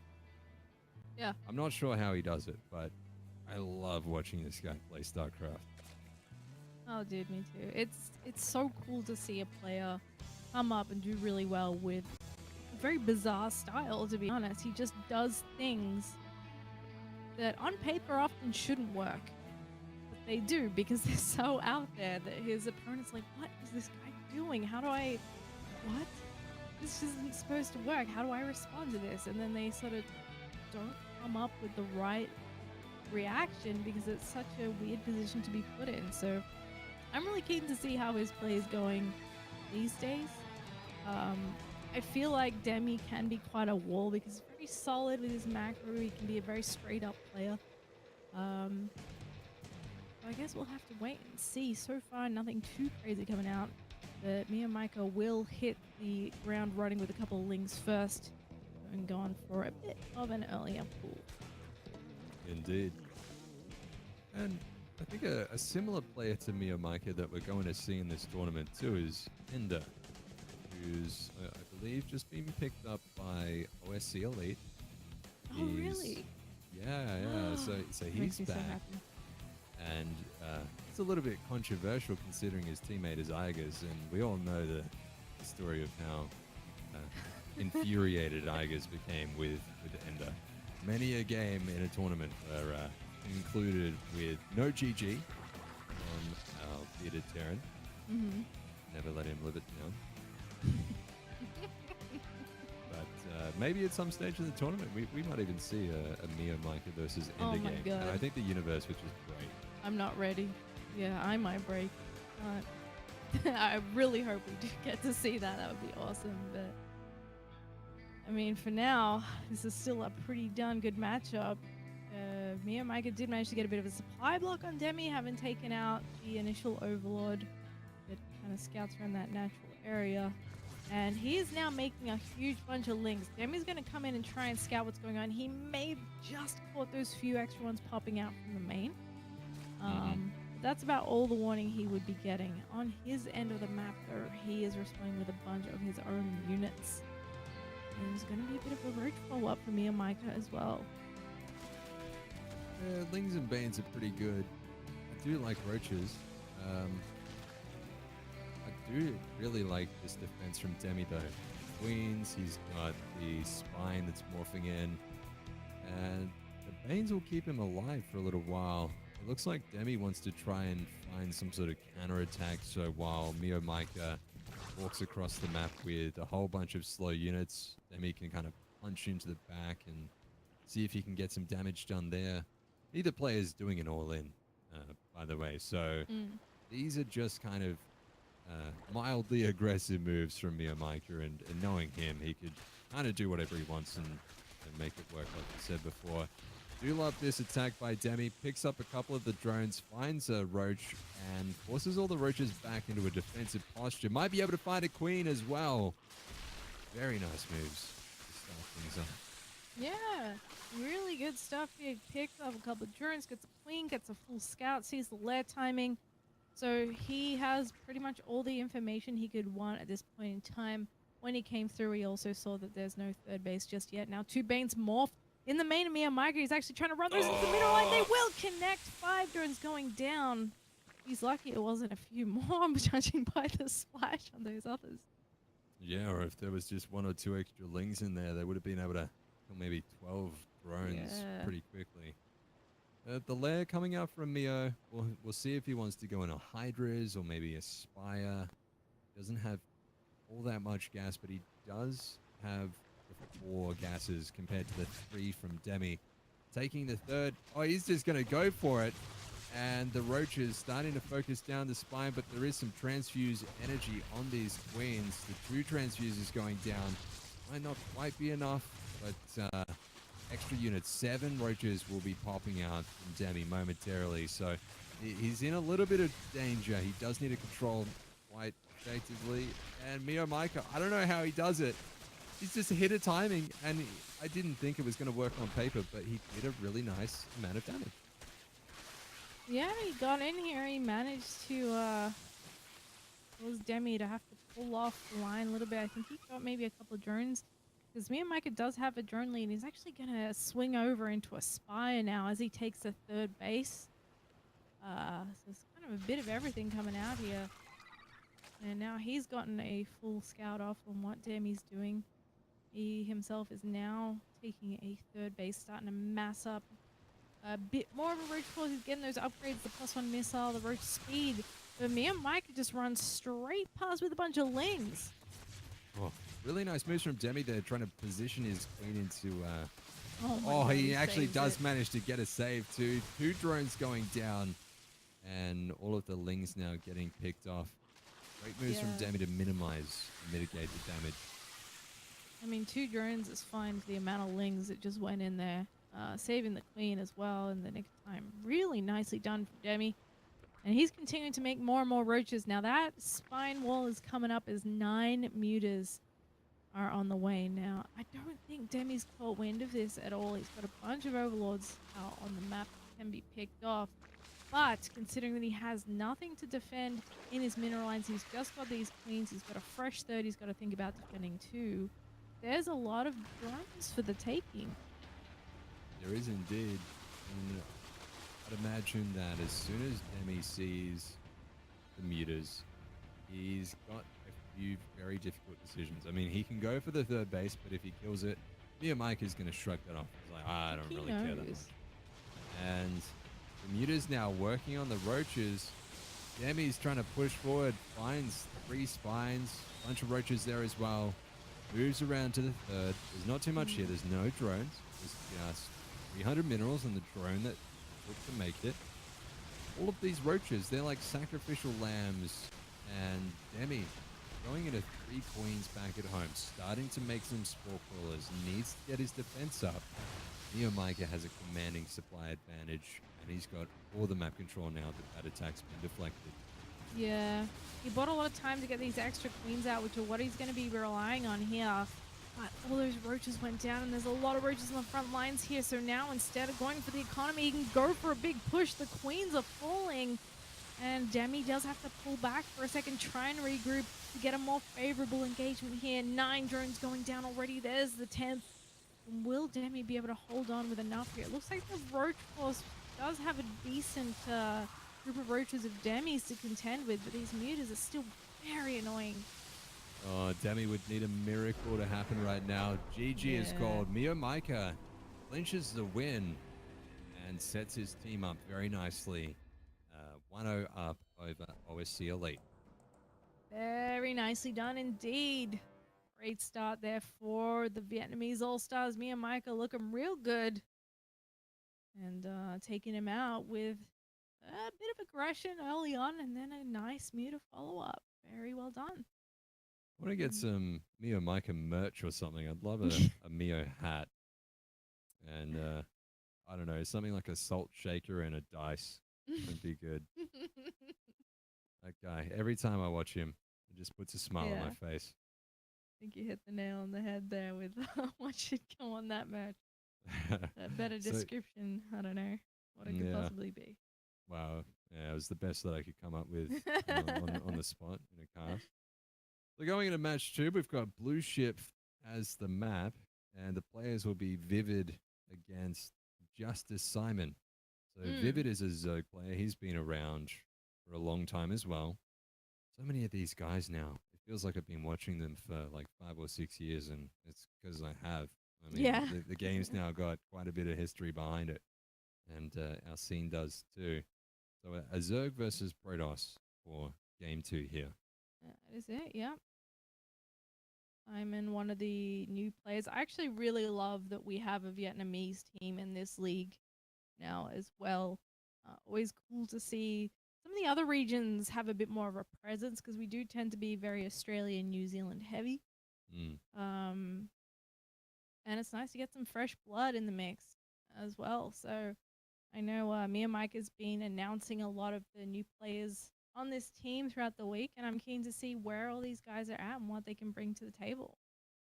Yeah, I wonder what their latency is like as well. Just thinking geographically, if we're playing on the Australian server, I'd have to ask them, like, what sort of ping do they get? Or do they have the situation like I know a lot of Australians, depending on your ISP, you'll get wildly different ping to, say, a server like Korea. Not sure what it's like in Vietnam. Yeah. It's an interesting point because you always hope that doesn't play too much into the matches that we have here. I think typically it's not too bad. Or at least, like, I mean, we haven't had me and Micah complain too much about that. But I don't think I've ever had the guy complain about anything. Yeah, maybe he just sucks it up if he has any issues. He was born in the ping, shaped and molded by it. Sunshine, that guy is always smiling. Indeed. So we're just waiting on our Protoss player to get into the lobby. All right, so let's talk about something actually important, Zeph. What did you have for dinner? I'm a hungry boy. Wow, super important. I had salmon and a bit of veg on the side. Yeah. I haven't eaten yet, and that's probably why it's on my brain. Oh, dear. You know, one of the problems is looking at Uber Eats, right? There's so many options. Because, like, like being in Melbourne, there's so many choices. I'm just like, I'm scrolling through and I end up spending longer just looking at the different options than I do, or than the restaurant does cooking and preparing my order and getting it delivered. And sometimes I'll just sit there browsing it for like an hour and then I'll be like, you know what? Stuff this. I'm going to go and get like a bowl of cereal from my cupboard. Oh my goodness. I just get too hungry. I don't know. I've got issues. I've got problems. Yeah. I Should be a have better the cook. I don't know if it's a blessing or a curse, but I live too far away from most things to actually have Uber Eats options that are decent. I think I don't even know if Uber Eats is really a thing where I Right. live. I am one of those people. I'm particularly bad with ice cream for whatever Mm-hmm. reason, but if I have a menu, I like stress out. I'm like, oh my god, I want like 20 of these right now, and then I have to spend like a good 20 minutes stressing about what food I want, and then I end up choosing the thing I always get anyway. It always happens like that. You're like, oh yeah, am I gonna be a little bit fancy today? Like, am I just gonna, am I gonna go against the grain? Am I gonna try something new? No, of course not. Don't be stupid. I'm just gonna get Old Faithful because I know I'm gonna like it. That's it. Yeah, I can't believe you're casting on an empty stomach there, man. That's brave. it's all right. I got my beer. Fine. Yeah. And some carbs to tide you over till the end of it. Exactly. Exactly. Had a big bowl of like this Japanese curry for lunch, so I'm good. I'm good. Ooh. Mm. Oh baby, when you talk Seven like dollars. that. Nice. $7. Yeah, Damn. legit. Nothing, man. So the players are now in the lobby. I mean, talking about StarCraft again. Countdown has started, so let's Woo! get things underway. So, just to recap, if you guys are just joining the stream, Legacy Esports in our first match of the night did fall down 1 map to 3. Downfall clinched the win in that one. We're currently in our second best of 5. This team league, or this second match in the team league, is between OSC Elite and the Vietnamese All Stars, where we've just seen Mio Micah take game number 1 against Demi. And we are loaded in once again here for the second map in the bottom left hand corner. In the red for OSC Elite, he is Vivid.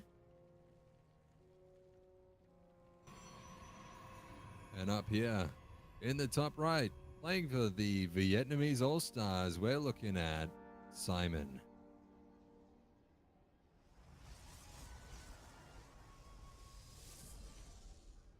Indeed we are. And ooh. Rut roll. Okay. I see. Is that gonna see it? I don't think it will. I But think what if he builds a building there, Zeph? Where is he gonna place it? Yeah, he needs to build backwards like way. Oh. Oh. There it is, boys. All right. Oh Well, no. this was interesting. Oh no, Simon. Why? Simon says, "Please forget about these buildings." He's like Obi-Wan in New Hope. He's like, forget the droids. Well, looks Hand like waving he's it. Don't worry about it. taking some inspiration from Rise here, and gonna dump his gates all the way out here. Vivid creeps forward a little bit, goes, "Yep, okay, that is definitely for gateways." And he's got his pool and gas coming up here, and hopefully he'll be all right. This is still really difficult to deal with. Zealots do at least 1 million damage per swing. At least that's what it feels like when you're defending with a slow lings in the early game. So we see 4 spines coming out from Vivid, as well as a bunch of links. He's just been banking that money, not even bothering with the queens here because he needs that static defense. Yeah, I do like that choice. So he can keep 1 or 2 of those spines up defending his ramp if he wants to, and he can just kind of slowly move them down to defend that natural. Those links coming out at the right time, he can control these and force these zealots away for the time being. It buys him the time to get those spines down. Now 4 zealots are out. 1 more in production. Looks like Simon might even choose to give this up. He's making a forge. Not sure. Maybe he's going to go for cannons at the front, but that would be super ballsy. The Ling's getting us around. The Spines are now getting down, and they've got some sick range, Zeph, but the Zealot's going into the main. We'll see. How is Vivid going to defend? Yeah, I think he'll be right. He's just got to clean up the ones in the main. And then nothing else is really going to be able to walk past that many spines. Well, the Ling's he's just going to evacuate those drones and make sure he doesn't lose any of those and go for a counterattack. Now, that pool gets a little bit low. I don't think he'll be able to finish it off. And he will indeed be able to clean up these Zealots. And things not looking too good for Simon here. A bit unfortunate getting scouted right off the bat. Yeah, very, very unfortunate. A little bit lucky from Vivid. I'm not sure if he does that Overlord Scout every game. I mean, if he does, then he's probably kicking himself. Like, why didn't I just see that? But the recall coming out now, and the problem is Vivid can go and kill these gateways, and Simon has to now go and invest like 600 minerals, go and rebuild his production, try to get a natural base up, and Vivid has so much time. And he's got Ling speed on the way as well. These Zealots are so slow. GG is called. GG. Done.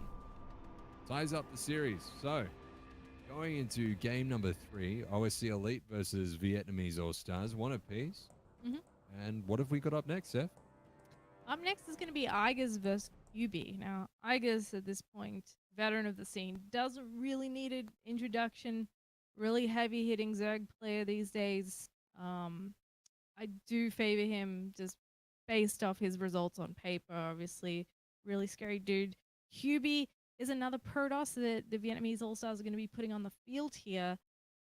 The name rings a bell, to be honest. I'm not sure why. Maybe I've casted him before. Do you know him, Dad? No, I can't say I'm familiar with the name. And I'm always really keen to see some of these new players strut their stuff. So hopefully he's got something planned against Igers.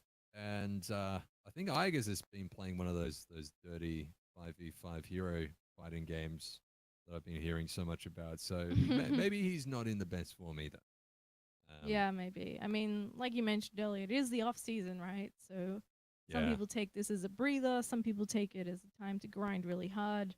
Kind of depends on your how you operate, I guess, with Yeah, StarCraft. what A your lot of people goals do need a are good, and yeah, break. there's no shame in being good at the game and not wanting to, win a tournament. Like you can just enjoy the process of winning StarCraft and getting to play in some of these events, and that's totally okay. And then you can go and like play your other games and have fun. I suppose I'll allow it. Like it's all Death seal of approval. I just did a quick a league like lookup of QB, and the reason the name sounds familiar is because there's actually a Russian Zerg with the same name. So I'm thinking of a completely different player by the looks of it. right. I wonder where they source their names from. Yeah, It must I be a don't know. reference or something. Oh, yeah, it's Naruto. Yep. There we go. That makes Oh, sense. okay. Hey man, Ah, that's it's a like quality anime. it's kind of like that scene from Arrested Development where Michael goes to the fridge, he gets out the brown bag, and it's like there's a dead bird, and then he just looks in the bag and he's like, I don't know what I was expecting.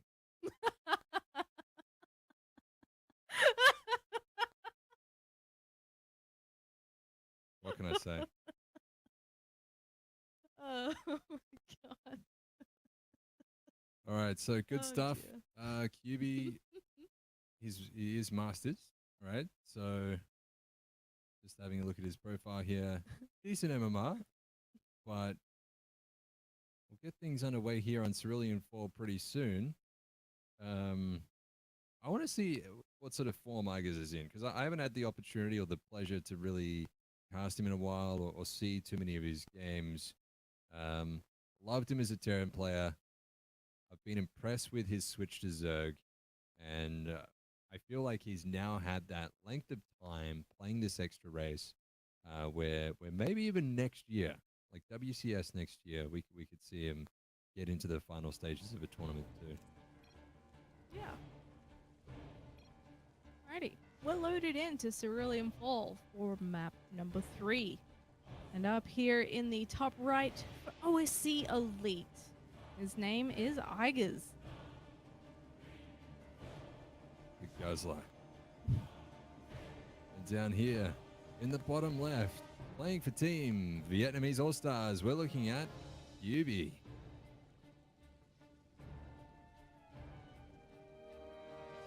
All right, Yes. so a good start. There's no proxy gateways. I like it. Road coming out on the map. Going to see what Vegas is up to. Yeah, just starting to wall off in that natural. If he was wanting to go for a hatchery block, he did not time that out right, but No. I'll give him the benefit of the doubt. Right. So you'll just have a look around, and I'm glad to see that we may get a bit of a longer game here now that all the structures are where they're supposed to be. And hopefully QB can give us a good showing. I think Igus is still looking pretty good in whatever matchup he hops into. Recently took second place at the Sydney Stimpack LAN. So that's a pretty good result. Pretty good players attended that. And I'd wager he's not lost too much form, even if he is playing some inferior games. I don't know, StarCraft. Yes, the one game to rule them all. And we do see the probe starting to get a little bit annoying here, Zeph. Just right-clicking on those mineral patches means that the drones are less efficient at their mining and they have to go and look at a different patch. And it doesn't do that much, but it does kind of get into the mind of your opponent. It means that you're multitasking, you're doing multiple things on the map at once too. So I do like to see, if you're scouting, you may as well go and do some of those moves, because a couple minerals here and there, it adds up to some extent. May as well. Yeah, it's funny too, because it used to be very much in fashion. Like, everyone would do that. And I feel like I don't see it as much anymore. At least not in the games that we usually get to cast. But cool to see him kind of get those little advantages wherever possible. And now with the Lings out, he does send that probe out of there, and he's going to follow up with a Stargate. Excellent. All right. So, Stargate. Last time we saw this tonight, it was for a couple Oracles and some Phoenix, and then Lunith, who was the Protoss player on this map, actually. Went into carriers. Wouldn't expect to see that from QB, but really, I don't have a lot to base that assumption on, because I just don't know what style of player he is. It all looks pretty standard. Like, looking at this, it seems as though he's kind of copying this from pretty cookie cutter builds in the metagame, and there's absolutely nothing wrong with that. Just doing a nice, solid opening to start with. Igers is droning up, he's getting his economy going, he's going up to that third base. So, bit of downtime, but both players looking to get into the mid game, and that's where all the exciting stuff is going to happen. Yeah, for sure. I mean, I'm kind of not feeling like QB's gonna go full Lunith and drop an extra couple of Stargates. Probably be a little bit more standard, like you said. Oh, he's gonna follow up with an Oracle, see if he can get some damage, maybe. And I guess otherwise, it's kind of cut out to the game that you want. You just calmly drone. Once you see that, okay, he's got the natural gas, he's got a Stargate, you kind of more comfortably sit there and get up to the work account that you need, and then start being like, okay, what's the follow-up for you here? What do I need to worry about? And then tailor your build accordingly. He's got all his spores coming up at a beautiful timing. In fact, it's going to have those finishing just as this Oracle comes into the Zerg territory, so he shouldn't lose too much, if anything. Does have 2 queens right in the main for that Oracle when it swings in there. Yeah, great point. And Oracle comes in and immediately is like, I immediately regret that decision. And he just swaggers on out of there. He's licking his wounds as he has to go and regen the shields. UB picks up one of the overlords, so a little bit of damage. And now generally speaking, this is the time when Protoss seeks to take a third base. So that's exactly what he's going to do here. Goes out, plants that Nexus down. It's around 5 minutes, so maybe a little bit slower than he otherwise would have wanted. Iger's now starting to add on some Zerglings, and this is to pressure that third. And what do we see on the ground from QB? There's a couple of sentries, few of these adepts, and starting to get a nice little sim city here, so he can defend that location for quite a while. And Iger's adding on some roaches too, getting some upgrades. Playing pretty standard stuff. I like it. Yeah, pumping out quite a few units. Getting that drone count up to where it should be. Another 9, 10 drones on the way. And then it'll be sitting pretty on 3 base. He can grab that 4th base, add some extra drones to that, and start really focusing on the tech. And QB at the same time is just now dumping all his tech. Double Robo, Twilight, Forge. He's going to get it all at once. And he's sitting there in that pocket at the 3rd base, just making sure that nothing runs by and cancels that for the time being. Yeah, I think the only really unfortunate thing for QB is the fact that his oracles weren't able to find really any damage. But that being said, he still has them alive. So it could be a lot worse, right? And so he can go and, oh, here comes the Lings, and a couple of force fields only catches a couple of those Lings. I'm not quite sure why Igers is still around. Maybe this is like 300 IQ plays and he's just baiting out force fields and making sure these sentries have no energy for a follow-up push later on. But yeah, either way, a little bit weird. It's kind of like an A move, and then like meh, don't really care. You can have him. But yeah, I mean, he's heading into Roach Hydra for the moment with the Lurker Dens coming up, so he can then turn all those into much more valuable units, and he can put on a lot of pressure because so far QB, aside from those Stargate units, has been sitting back while he waits to get up that big army comp. And I sort of wonder if he is gonna end up pushing out, or if Igus will kind of get antsy and push into him with the lurkers and really put the pressure on. Yeah, it's a good question. Yubi tagged a couple of the Hydras, and he's staying neck and neck with the Zerg in supply. Igus played a very, very safe opening here. So he wasn't cutting any corners, he wasn't taking any risks. He was just saying, I'm pretty content that I can beat you in the late game. Let's get there. And Igus, he's got great mechanics with Zerg as well. I mean, look at the creep spread. He does not have very many queens on the map, but he's still managing to get all of these creep tumors out and starts to have a very nice spread. Give it another couple of minutes and that's going to look real nice, real sexy. Oh yeah, it certainly is. Heading into that +2 missile, higher speed, everything's shaping up real nice. First lurkers are coming out across the map as well, and one of the things I remember from Igus's play when he first switched to Zerg is his tactic was literally make lurkers until they die. He never really goes past lurkers. He really sits on them for a long time. Now, there's engagement in the middle of the map. Lots of lurkers here, and it looks like QB wasn't quite ready. Takes some big hits to the face. And those Hydras pushing him back the rest of the way. At the same time, Igus was trying to poke into the third base a bit, but a stasis ward did put a little bit of break on that attack. He's actually going to head back with that group of roaches now. No, it actually is going to snap back in there. Yeah, we're looking to stab back in. So the roaches were quite delayed by the time warp, or whatever that thing's called from the Oracle. I need to brush up on my terminology. Iger's now advancing forward down the middle of the map, and in that last fight, Yubi really whiffed a whole bunch of those force fields. They were kind of just thrown out very haphazardly. And look at this, Iger's pushing forward. There needs to be a recall or something, or maybe a base trade, but if it goes into a base trade, I'd have to give the edge to Igers with the lurkers. He missed the force fields of the ramp into the mains. There's Lings in there too. He's actually in a lot of trouble here. It looks like he's going for the base trade option that you mentioned, but I feel like he's a bit behind with the action here. Getting the zealots in the third base is nice, but is he going to be able to do enough damage to even this out?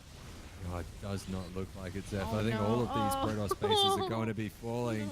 No. Oh, those poor probes. The Immortal is going to go down as well. Sick firepower with these Hydras, with those Lurkers. And now Tigers, he's smashing the main as well. QB pushing forward into the main of Tigers himself. Tigers is at 150 supply. He's got those Lurkers. It's tough to say if Tigers is going to be able to hold on here. That is a lot of Immortals in the sentries. But Tigers can build extra hatcheries elsewhere. And it's a Yeah, little bit more forgiving for him to remax later. that's true. And the other thing is that he actually still has a mining base as well. He has that fifth base that he took a while ago, so he's still got income. He's still got plenty of supply for his QB supply block. He's trying to get another base down towards the bottom right. And at the end of the day, if Igus groups up his army, he can take this out. Yeah, easy peasy. And it looks like that's exactly what Igus is going to do as he pulls everything back. He even found the extra base QB was trying to establish in the bottom right here. So that Nexus is going to fall. QB has nothing left of it. He can't afford to remake that Nexus, Saf. So he is all in at this stage. It is do or die with this push as the No. Sentry is looking a little bit weak. Finally, some decent force fields going down to the ramp, but there's nothing left over to be able to contest these Lurkers. No. He's done a pretty good job killing whatever he could before he had to finally face the Zerg army, but it's not quite enough. Tigers is surrounding him now from a couple of angles, the Lurkers, an endless thorn in his side, and he loses everything. GG. Nicely done, GG. Igers. Gets the win and puts OSC Elite 2-1 up in the series. Going to game 4. It's Yeah. going to be exciting. I reckon we could easily see an ace match tonight, man. Yeah, for sure, man. I mean, OSC are on match point, but the next game is going to be kind of a wild card. I don't know what to expect. We've got Ice, who we know and love. I mean, he's always improving, always practicing really hard. Has some really good builds when he's been able to prepare for his opponent. But he's coming up against Afternight, who I believe is a Terran player. Mm-hmm. Now I'm not sure if Ice knows Afternight play or anything. I think it's a little bit easier to prepare for a player when maybe there's some VODs, you hit him on the ladder, you played him in a tournament before. After Night's a bit of an unknown quantity to me, so he may be too ice as well, which makes it a little bit tricky to predict what kind of play style he might throw at you. Yeah, I wonder why he chose that name. Like, I wonder if Daytime was taken as an alias when he made it. Yeah, shower thoughts. These poor guys, man. You just like dragging their names through the mud. I'm very excuse me. I'm very keen to see though a newer Terran player come into the scene, right? Like Yeah. it feels like it's been so long since we've had fresh blood that was at this level. And now Vietnamese All Stars is fielding a whole bunch of players, and it seems like their StarCraft scene is alive and well. Oh yeah. And if StarCraft is going to be successful into the future, and if we're going to be able to put on events like this going forward, I'd imagine that we need to have the player base behind it. So I love that we're seeing this. I love that I get to cast a new Terran player. It warms my soul. Yeah. And if anyone out there is really considering picking up StarCraft, and you're kind of on the fence, and you're like, it seems too hardcore, and I can play other games with my friends. No, like you got to pick up this game, play it, enjoy it, and see what happens. And if you fall in love with the game, then just play a whole bunch of it, and I'll see you next year in some tournament. Yeah, that's it. I always love seeing the new players come into the scene. It really wasn't that long ago that I was like, oh yeah, we got this like new wave of Terrans that are sort of up and coming, like Pig Junior and stuff. And Yeah, it's suddenly been like what, a year, 2 years, I don't even know, and these guys are veterans now. So all the always looking years for those new players. blurring together now. Yeah, Yeah, give it another, what is it, 14 months or something, and I've been playing this game for 10 years. Jesus. Yeah, it's a long time. Yeah, it is. I think I started casting in like late 2011, and I'm like, damn, Mm. it's like 7 years. Getting old, man. Jeez. Cool. So we've got the players in the lobby now. Ice and Afternight. It's Dreamcatcher, like you said before. Hmm. And if I know anything about Ice, it's that he will have a build and a really, really good one prepared. Yep. The games that I've seen from him before, at least in PvT, have tended to be more around like two-base timings, and that doesn't work necessarily as well at the moment. I want to say just because like tanks are really good, and especially on a map like Dreamcatcher, like bunker positions can be really, really nasty. So we might see him go into like a three-base build. And I'm not sure how he likes to play because, like, is it disruptors or does he like to play Gateway Storm? But I'm super keen to find out. So let's jump in and introduce our players, starting with in the bottom left here, in the blue, playing for Team Vietnamese All Stars. It's Afternight. And in the top left, in the red for OSC Elite, this is Ice.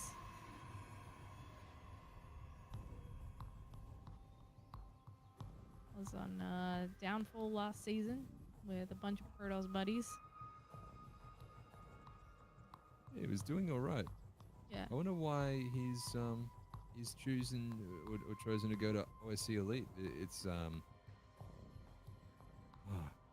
don't know. I'd have to ask him. I'd love to pick his brains as to the reason for the team switch. I'll have to ask him later. And he's going to poke in here.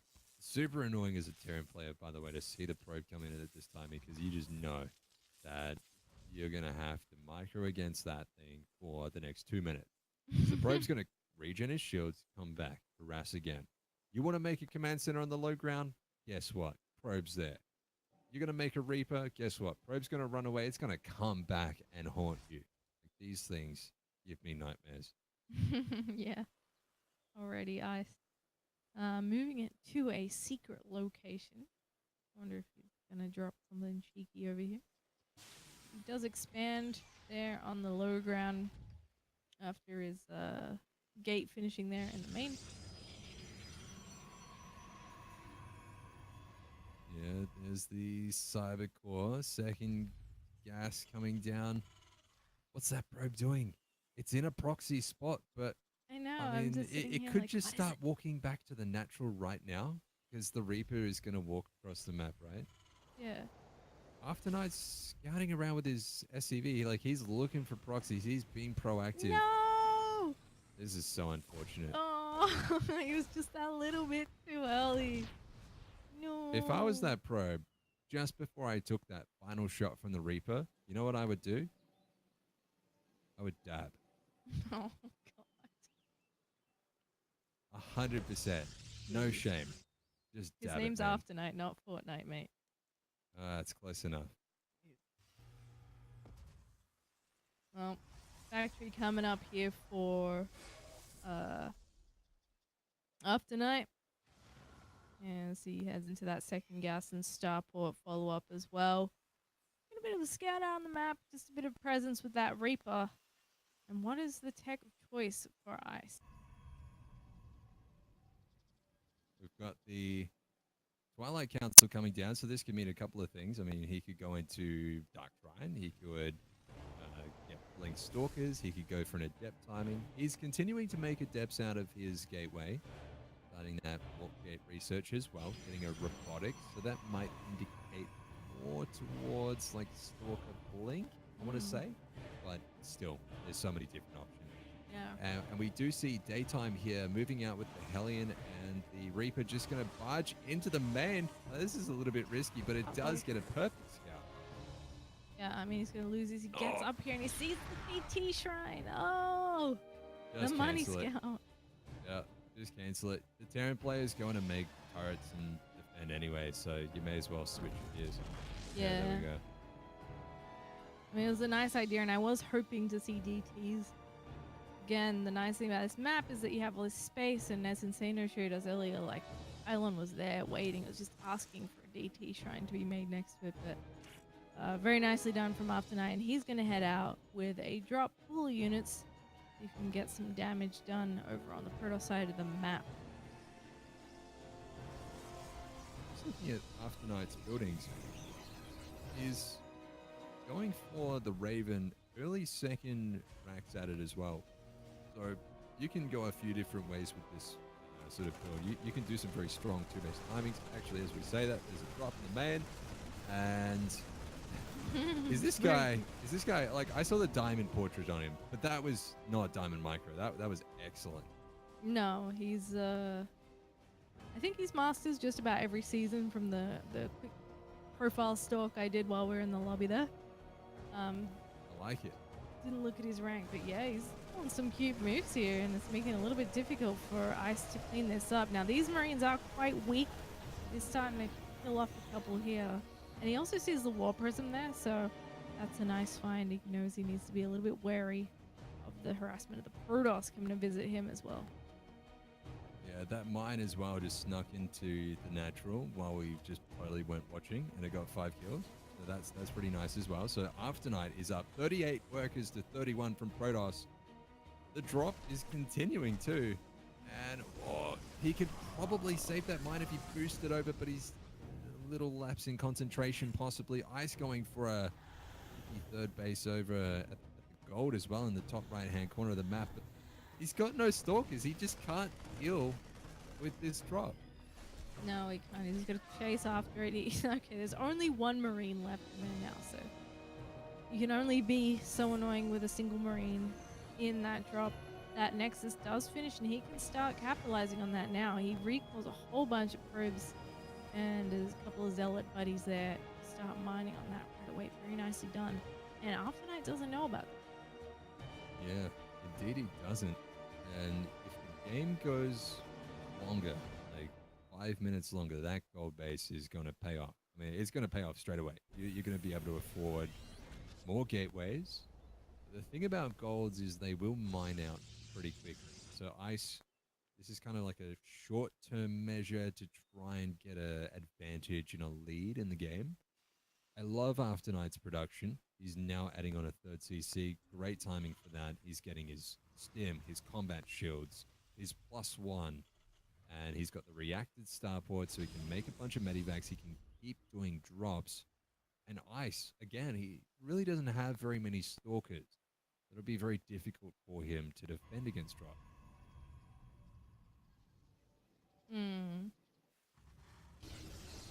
Yeah, will be a little bit tricky to defend those drops. I do like this. The storm is sort of coming up now, and this is, I guess, the point where we see Ice starting to get a bit more of a force together. In fact, he's joining all these zealots up in the middle of the map, and he's going to head towards here. I don't see him being able to do anything given the defensive position of God, I can't words right now. After Night with all those all those siege tanks, and he's maybe gonna keep warping in on the front lines here as 4 more gates finish up as well.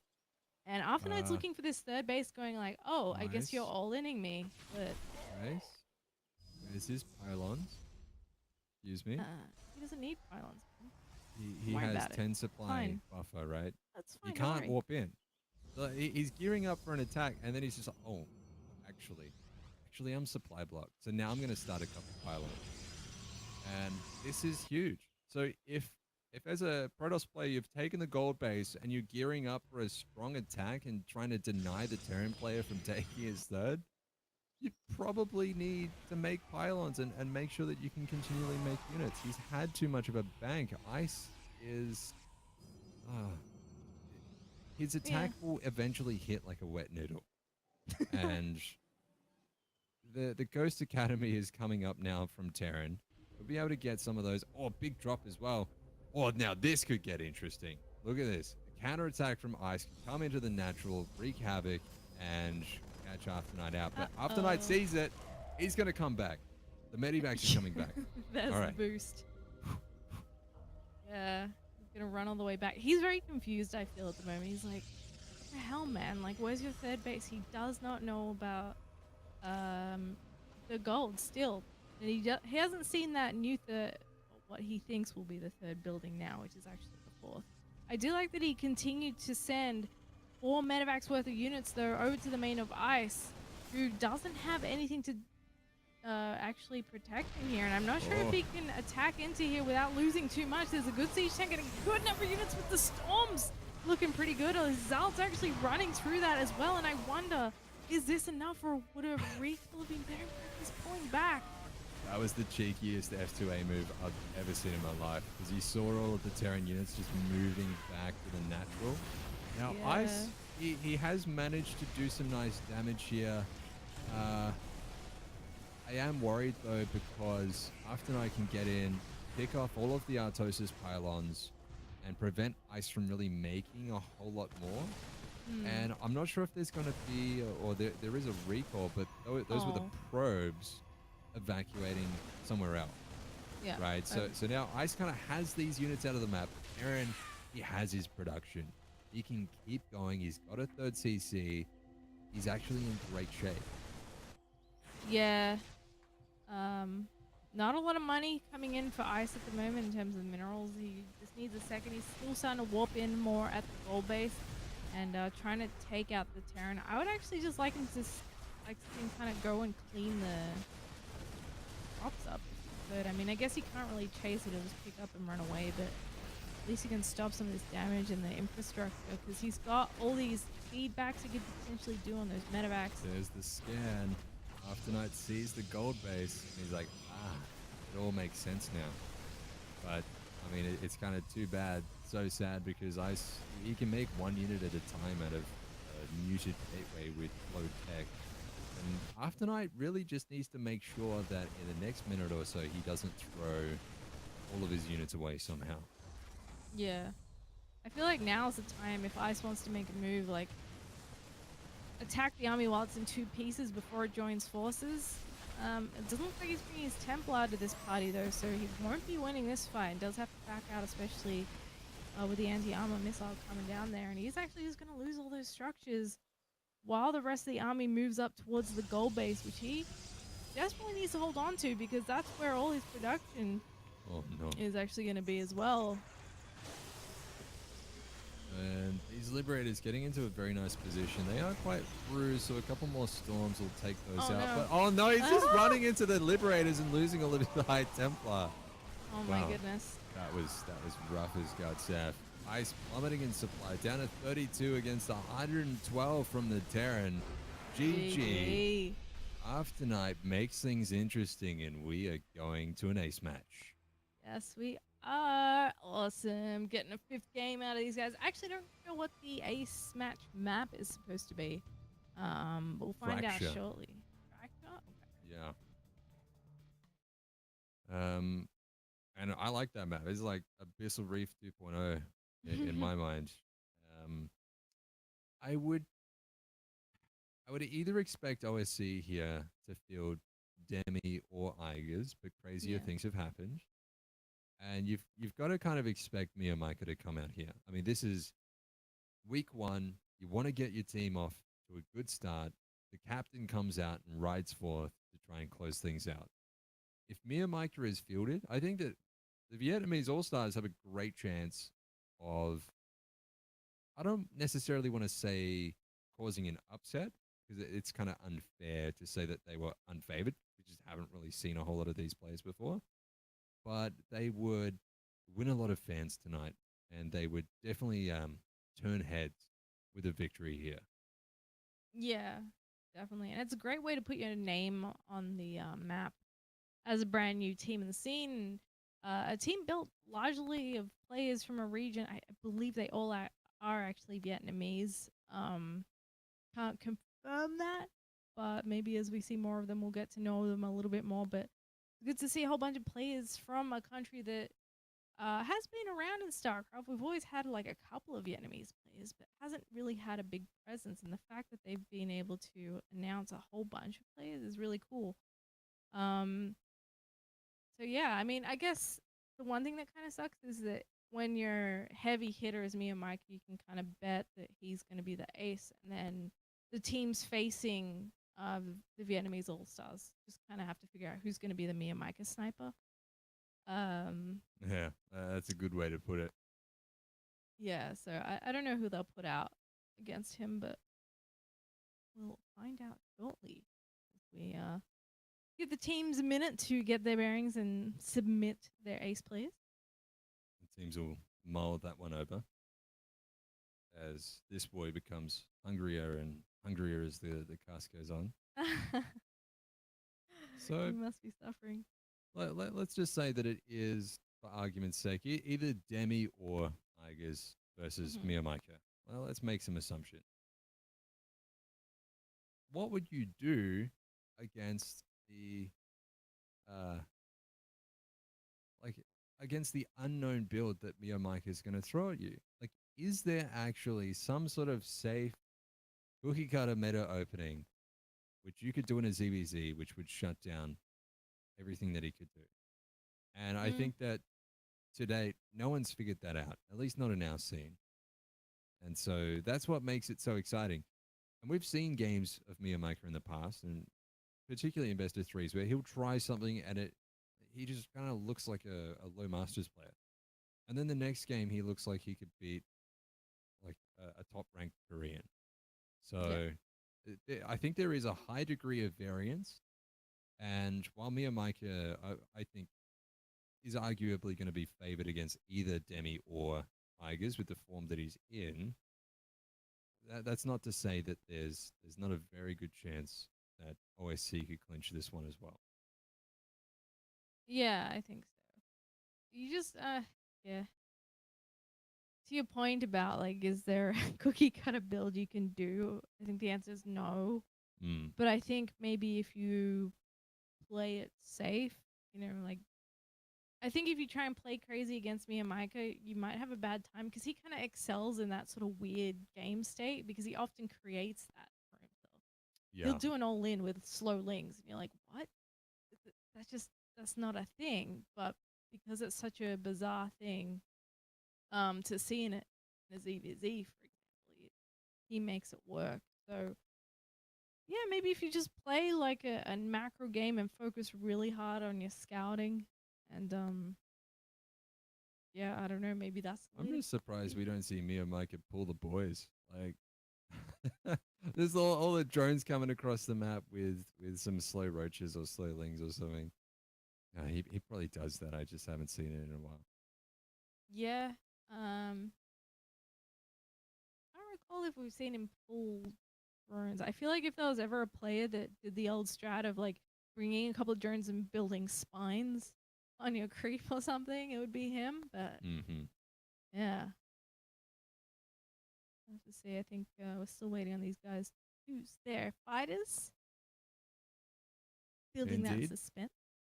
The SYF Gaming got a bye this week, but they'll inevitably be playing in week 2.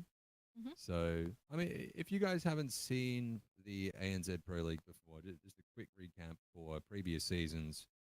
SYF, I think, were largely considered to be the favorites in season 1 and arguably season 2 as well. They've got a really well rounded lineup, and a lot of their Yes. players go on to perform very, very strongly in individual tournaments and get like top 8s in WCSs and things like that.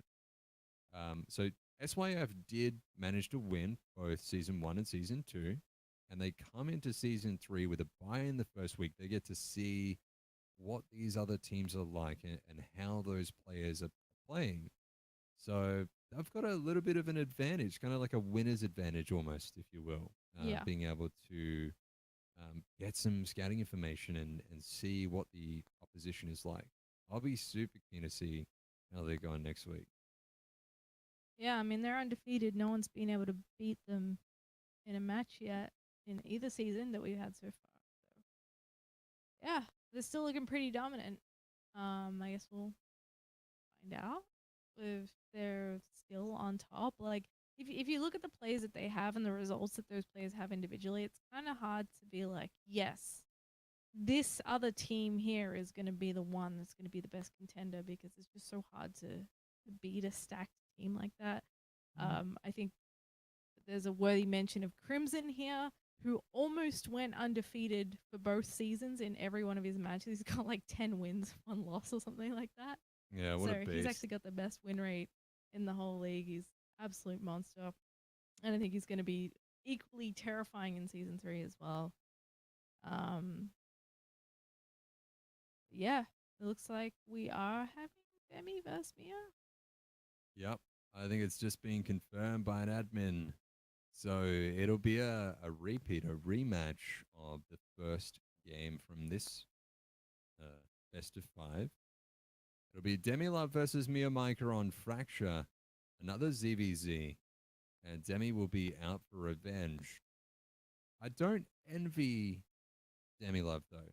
Like it's a very unenviable position because you've already lost to the guy. It gets to an ace match, and now you've got to go out and somehow get the win. So Yeah. I'm sure he would have watched the replay and really thought back on the things that he could have done a little bit better in game number 1. We might see a different approach and a different style. Or Yeah. we could see the same thing, but Mia Micah is just going to do Mia Micah thing. Pretty much. I do like that when you see Demi and he takes a loss, no matter how he feels about it, he tends to come back with this like um mentality where he's like, no, this time it's gonna be bigger and better. I guarantee it. And he's got a really positive outlook. Mm. So I think that only helps going into this with a rematch and being like, no, no, no, no, I know what I did wrong. I can pick it up. So let's see if he can get revenge. We are loaded into the final map of the night and the final map of OSC versus Vietnamese All Stars. And in the top left from OSC Elite, it's Demi. And down here in the bottom right, playing for Team Vietnamese All Stars, you're looking at Mia Micah. And just as we get started here, shout out to Macca for supporting this pro league. Having 3 seasons of it has been pretty awesome, and I hope this continues. Yeah, 6 seasons in a movie. Yeah, exactly, man. That would be awesome. I really hope that we keep having this tournament just because it's something that we haven't really had in the scene for an age. And to have a consistent tournament to see like how teams perform over a longer period of time is really cool. It's really fun. Yeah, and going back to your point on Macca's, by the way, I mean, you'll notice a consistent theme on my brain. But did you ever try that that McFlurry with the hot apple pie and the caramel sauce? No, I haven't. It was so cheeky. I loved it. I didn't even think it was going to be that good. Oh yeah. I almost swore at how good it was. Damn. We do see the, I think that was 14-14 or at least very fast gas pull here from Mia Micah. He's got his link speed on the way already. He wants to be the aggressor in this ace match. Goes for the hatchery as well, so he is expanding behind it. It's not all in. And Demi's pretty well positioned, I think. He's got everything that Mia Micah does, but he's got a couple extra drones and slower tech. Yeah, unsurprising start from Ian Micah here. He does like to be the one kind of dictating the pace of the game, but Demi's pull timing is such that he's going to have Lings to bat this back, and he's not going to be that far behind Mia Micah's speed, because sometimes what you see is that speed kick in for one player, and then the other player's kind of like stuck. There's not much they can do in terms of getting their opponent away from them. They just don't have that mobility. They're never going to take a good trade, but as it stands, you know, having the queen out on the front line really helps as well. And Demi's going straight into the Bane nest, which is going to be super important because Mia Micah is now continuing to pump out a whole bunch more Lings. Yeah, that is a lot of Lings, Zeph. And Demi is doing very well as well. He's just eking out like one drone here and one drone there, just trying to make sure that he can maintain that economic lead. But it can be a little bit scary, especially as these Lings are coming in. They're going to focus down that hatch. The Banelings are morphing, and the Queens are... One of the Queens actually trapped on the top of the ramp. Mia Micah's got some excellent control as he divides his forces up into a couple of groups.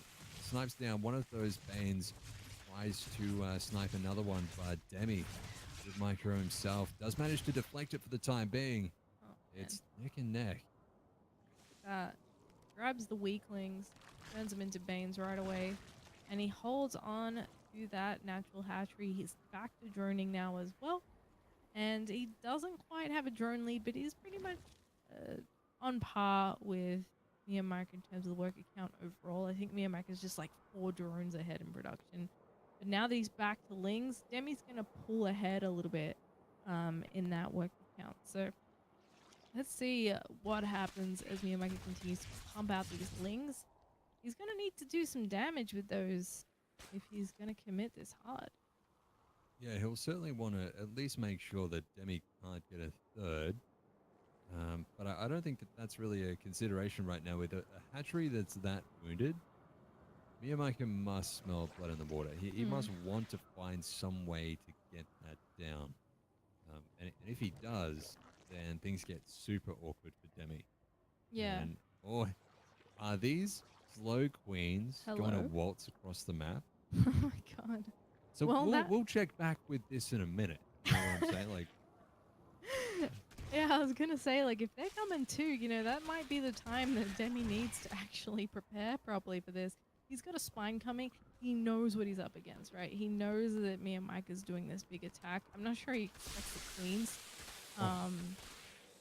He's trying to prepare accordingly for this huge swell of units that Mia Mike is trying to throw at him. And Mia Mike has actually seen that defense and gone, maybe I'll squeeze in a few more drones, get a few overlords. like a live baking stream. We've just seen like the queens go into the oven. And this is very unfortunate. I mean, they do get surrounded, picked off, and Demi probably just be giggling to himself in his chair. But look at this run by. There was no wall off on that ramp. And a lot of these drones are going to go down, Zeph. But Miyamika is committing all of these lings. So I think that none of these lings will leave this base alive. No. There are more queens on the way too, so it's not like he's really going to miss too many inject cycles. Engages the lings, still has a bunch of Banes alive. And Demi comes out of that relatively unscathed. The drone count is still even as Miyamika has been sneaking a couple of drones in here and there throughout that. So very nicely done. Not falling too far behind in the econ. I guess the question now is, can Demi actually hold on to his third base? Might he be able to find some damage here? Yeah, he should be able to pick off a couple of the drones. Does get a queen. And so that was a very nice trade, all things considered. Miyamaka needs to make another queen so he can inject at that natural hatchery. The Roach Warrens are going down for both players, but Demi's in a nice spot. I'm surprised to see that Miyamaka is actually 5 drones up right now. Demi is kind of even on Army, so with all of the fights and the back and forth and some of the questionable decisions that we've seen, it's a pretty even game. We're going into mid-game ZVZ. Yeah. I think always a little bit tricky as the defending player to sort of figure out when your opponent's done attacking you. So you might make that one extra round of lings or that extra spine that you didn't really need in the end, but it's better to be safe than sorry. Now that he's got to pick a third base, he's punting out roaches. I'm wondering if he's actually going to drone out that third base and kind of go for it. Not going to have an upgrade advantage or anything or any roach speed, but with a huge swell of units, he could possibly do something. Yeah, Miyamaka with that drone lead, like you say, excellent point. He's doing such a nice job of maintaining the map control with those lings, just darting forward and just kind of threatening Demi. So Demi's getting himself into a comfortable position with his roach count. He's at 12 in production at that time. Supplies are still very even, and a 6 worker advantage for Miyamika is a pretty significant difference. It's like 20% extra minerals that you're getting right now. We don't see any upgrades or evolution chambers, so both players are very, very hesitant to go and invest in that next step. Like, there's no commitment to the tech. I mean, Demi now finally making a Ravager, or a few Ravagers, is the first real commitment to tech beyond absolute tier 1. Hmm. I mean, coming up towards this ramp. Got a few units trying to deal with these lings that are trying to do a backstab towards a third. He's going straight between here, but there's a nice surround here from Mia Micah coming in from 2 angles at once, and the lings from behind, and he's actually stuck in a little bit of an awkward spot. The piles don't do anything. He's sort of stutter stepping his way out of this situation. A couple of mains coming in might be able to help eliminate the lings if he's willing to spend them. But he is forced all the way home. A few lings might be able to get this clean. Yeah, he barely gets it. And Mia Micah pulls back into his base. This is incredible. Just watching Mio, I feel like his mental game is so strong. And he's so good mechanically as well. I mean, besides the fact that he never really creeps red. Um, just the way that he can seek to find an advantage. It's almost like how really good Terran players play TBT almost. Like, he just finds a way to be even, but get some drones behind it and get his economy into a better position. Or in other games, just get a slightly better unit composition and then really maximize its potential. Demi, by all means, is playing this quite nicely, but he just hasn't been able to find those key advantages. And so you can kind of see how important the mind game is here. And some huge Baneling connections coming in. Mio Micah getting the wraparound with the roaches in the back too. Spine crawlers will be able to help out here. A couple of transfusers available with the queens. Maybe this is a key misstep from Mio as the queens and the ravages and the roaches managed to push everything back. Yeah, it looked just as I was promising for a second, but yeah, I mean, with the transfuses and the spines on the front lines, he really did a good job there. Mia Mike is still up on the work. It has been for ages, and that's giving him a bit more money to play with, I suppose, as he heads in towards a 4th base. As you mentioned, he's still got map control, so he's, I feel, a bit more comfortable. He's got stuff running around the map. He's able to take these stabs a bit more confidently than Demi is. Yeah, I mean, Demi's still kind of sitting back to 3rd base. Would like to see him try and take a 4th, but he's still very much in the defensive here. I like he's finally going into an upgrade, though, because that could be the differentiator here. Mia Micah hasn't made a move towards upgrades or layering him just yet. Overrated. Don't need him. 300 IQ, no upgrade. Just build a Zerg. That's the funny thing, though, because that's often the case. You have +1, you feel really good, and you're like, yeah, man, I'm going to win this engagement because I get +1 and he doesn't, and then you lose, sometimes quite terribly, and you're like, wait. But on paper, it says that the better upgrade should win. But steel is heavier than feather. Shout out to anyone that got that reference, by the way. All right, so a Ling run by going into the main, picks up the queen, makes things a little bit awkward for Demi. Some big corrosive biles coming down from Mia Micah, as they will actually get some very, very nice connections. 7 drones have fallen in the main. Needs to be careful not to friendly fire his own units, and Demi Love is in a lot of trouble. Yeah, he's mismicroing this a little bit because he's trying to defend on 2 fronts right now. More units coming in from the south side, but now that he regroups his roaches, maybe he can close the distance with these ravages and start to pick this off. It looks like he might just hold on here. Having lost 10 drones is not ideal, but he has managed to stay even on work. This has been quite a slugfest. So many roaches getting taken out on either side. Mia Micah hasn't quite been able to kill Demi, but back at home, you know, he's maintained a worker lead. He's had a 4th base come up, but the +1 is kicked in for Demi at this point. Yeah, and the +2 is kind of like a timer almost. So Mia Micah wants to end the game before the +2 becomes relevant. So he is up 30 army supply, and that's a big difference at this stage in a ZBZ. He's making 22 lings behind it. This is his timing. He's going to hit again and hit hard. Lots of ravages, lots of corrosive biles, some nice ones connecting from Demi Lover on the roaches of Mia Micah, and a big, big concave. And it looks as though the lings are now streaming across the map as Mia Micah looks to close this one out. Yeah. The upgrade of the +2 is cancelled for Demi. He needs the money. And also it's right in the firing line. Mia Micah takes that Evo chamber out, and Demi is actually trapped back in his third, trying to take smaller skirmishes, and he's doing a good job, but he's losing drones again. The rest of the army is in the natural of Demi, and he's lost everything there. And it was in this moment that Demi Love regretted all of those games with Dota. The poor thing. GG, Mia GG. Micah brings it home for the Vietnamese All Stars in their first ever match in the ANZ Pro League. Super well played. That was an awesome game. I loved every second of it. Mia Micah clinches it for his team. Vietnamese All Stars winning their first match of the ANZ Pro League. Hats off to them. And I'm going to be really, really excited to continue to watch and cast in whatever capacity as we go forward. Yeah. Really cool series, I think, on both counts. Considering we had a couple of games, right, that were like 3 minutes long, but we still managed to go for like 3 hours of quality StarCraft. We did. Thoroughly enjoyed myself. Yeah, great fun. And I'm glad that we got an ace match in our first week as well.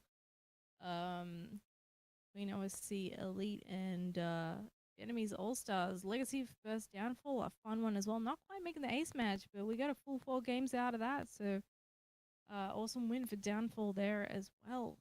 And I'll be looking forward to next week very much as well, as we hopefully see SYF come into the fray and figure out what the other matchups are going to be. Yeah.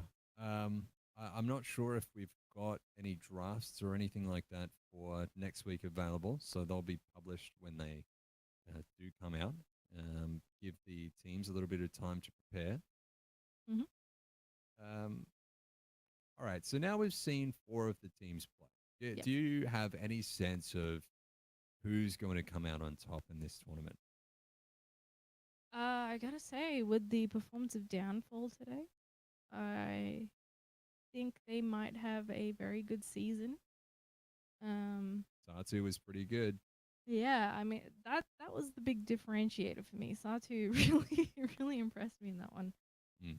I don't know, it's hard to say because I honestly would have come in and been like, oh man, OSC Elite is really favored against Vietnamese All Stars. But like you said, it's unfair to judge because we really haven't seen a lot from these players.